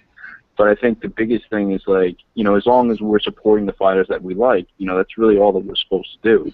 I think it's up to the fighters, really, to make great shows for people to see and in the regular public to like as well. And, that's what they got to do. And it's up to them to do that. And I don't think that people should lament or be sad that certain fighters aren't on the front page or people like. It's just that they've got to make compelling shows. And that's what it's about. Boxing has always been about that. So. Well, I agree, man. This is just a tough sport. Hopefully, once these promoters iron things out and decide who their alliances fall with, we get another year like last year. 609, thanks for calling in, brother. You got anything else? You want to make your picks for the weekend as well? No, I mean, I the two fights that I really care about are Jennings and Perez, and of course Golovkin and Geale. I think a lot of people were saying Geale's not going to show a fight, but I really think he's going to show a fight. He's still going to lose, but I think he's come all the way from Australia. This is a huge deal for him, and I think he's going to make a good fight. He's just going to lose. I think Triple G is too much, and I also think that I really like the fight Brian Jennings and Perez. I'm very excited about that. But I like Perez to win that fight. Even though he's not getting paid as much as Jennings, I like him to win the fight. Wow, you know that there's more Perez picks than Brian Jennings, Vic. Oh, come on. I mean, Brian Jennings kind of falls under the radar, but Perez, he's a Cuban fighter. you know, he went all the way up to Ireland. He's living in Ireland, and he's got a lot of story behind him. And I think a lot of people want to see him come back after the Abuzum, you know, Mr. I forgot how to say his name. You know, after that big problem with him, and I think a lot of people want to see him come back at least and really show what he's got. And you know, I really like him to win. Yeah, well, the problem with that is when he looked good is when he was training at Big Bear, and this training camp has been held in Ireland, so I don't know. We'll see. We'll see. All right, 609, man. Thanks for calling in. I guess that's about it. We're gonna wrap up. Vic, any final thoughts? Well, on the ticket sales, I mean, a lot's got to be said. Maybe this was the wrong move, but I got to give K2 credit because instead of keeping Triple G in the ballroom, they actually tried. And sometimes, as a promoter, you actually got to promote and take chances. And if they fall flat on their face, then it is what it is. Then Triple G isn't as big a star as they say. So we'll see. Would this have done better in the StubHub? Before you answer that, let's knock the roll call out. Anton 34, Ari Gold, Dave the Sinister, shout out to Dave. Die Hard Casual Fan, Dice Reads, Giving Quality 24/7. Bunch of guests here. Jaspin Chi, Cam UK, KM Star, Mal Alpha, Nelta, NC Money, Nothing for Something, Ringleader X Dank, and Zed. And that's it. To answer your question, I don't think it's. I don't. Zed talking about Dave getting shout outs now. Oh, actually, I'm glad I'm looking at the chat. Vic, before you, I mean, go ahead and answer that, but remind me that the chat was talking about wanting Andrade Laura. I don't know if you want to leave that for another show, but Leave that for another show, dude. Let's get out of here. To your point, I don't think this would have done better at StubHub, being that it's an Australian and a Kazakh. I mean, yeah, they might have done 4,000 to 5,000, but it's pretty much the same shit here. I still think it does 8,000. We'll see on Saturday. All right, now the final thoughts. My final thoughts are, you know, I'm a Floyd Mayweather fan, but all these guys that are, you know, going out on a limb for this guy, just stop it, man. You guys are fucking embarrassed. Cut that shit out. Floyd was in the wrong for all that bullshit he pulled with the MX gloves.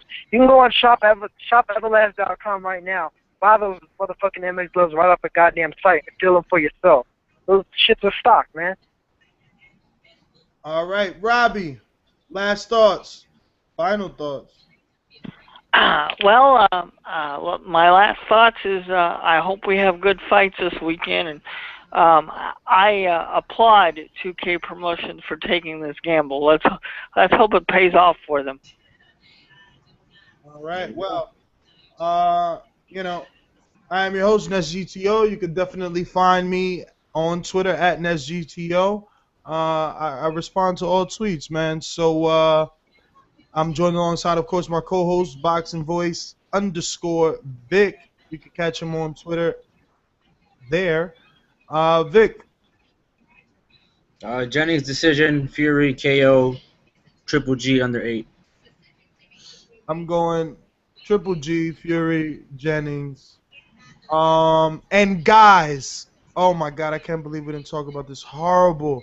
Frankie Gomez Vernon Paris tomorrow. Make sure you watch it. We're talking about it. Fox Sports 1. Make sure you Google it, or you fucking if you got Comcast, use the app. 90 seconds.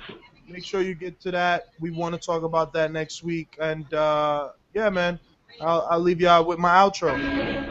Guys, I just want to send a special thank you to all of you guys that are listening to the Boxing Voice and downloading us on iTunes, rating us 5 stars. We would like you to continue Welcome to back, like us on Facebook, follow us on Twitter at the Boxing Voice, and for anybody interested. seconds. THEVOXINGVOICE@yahoo.com. Address your email to Victor Salazar. He's the editor-in-chief. Send something over that he can read. If he likes what he reads, you're part of the team. And remember, leave a 5-star review if you're already part of the team. Later, guys. Till next episode.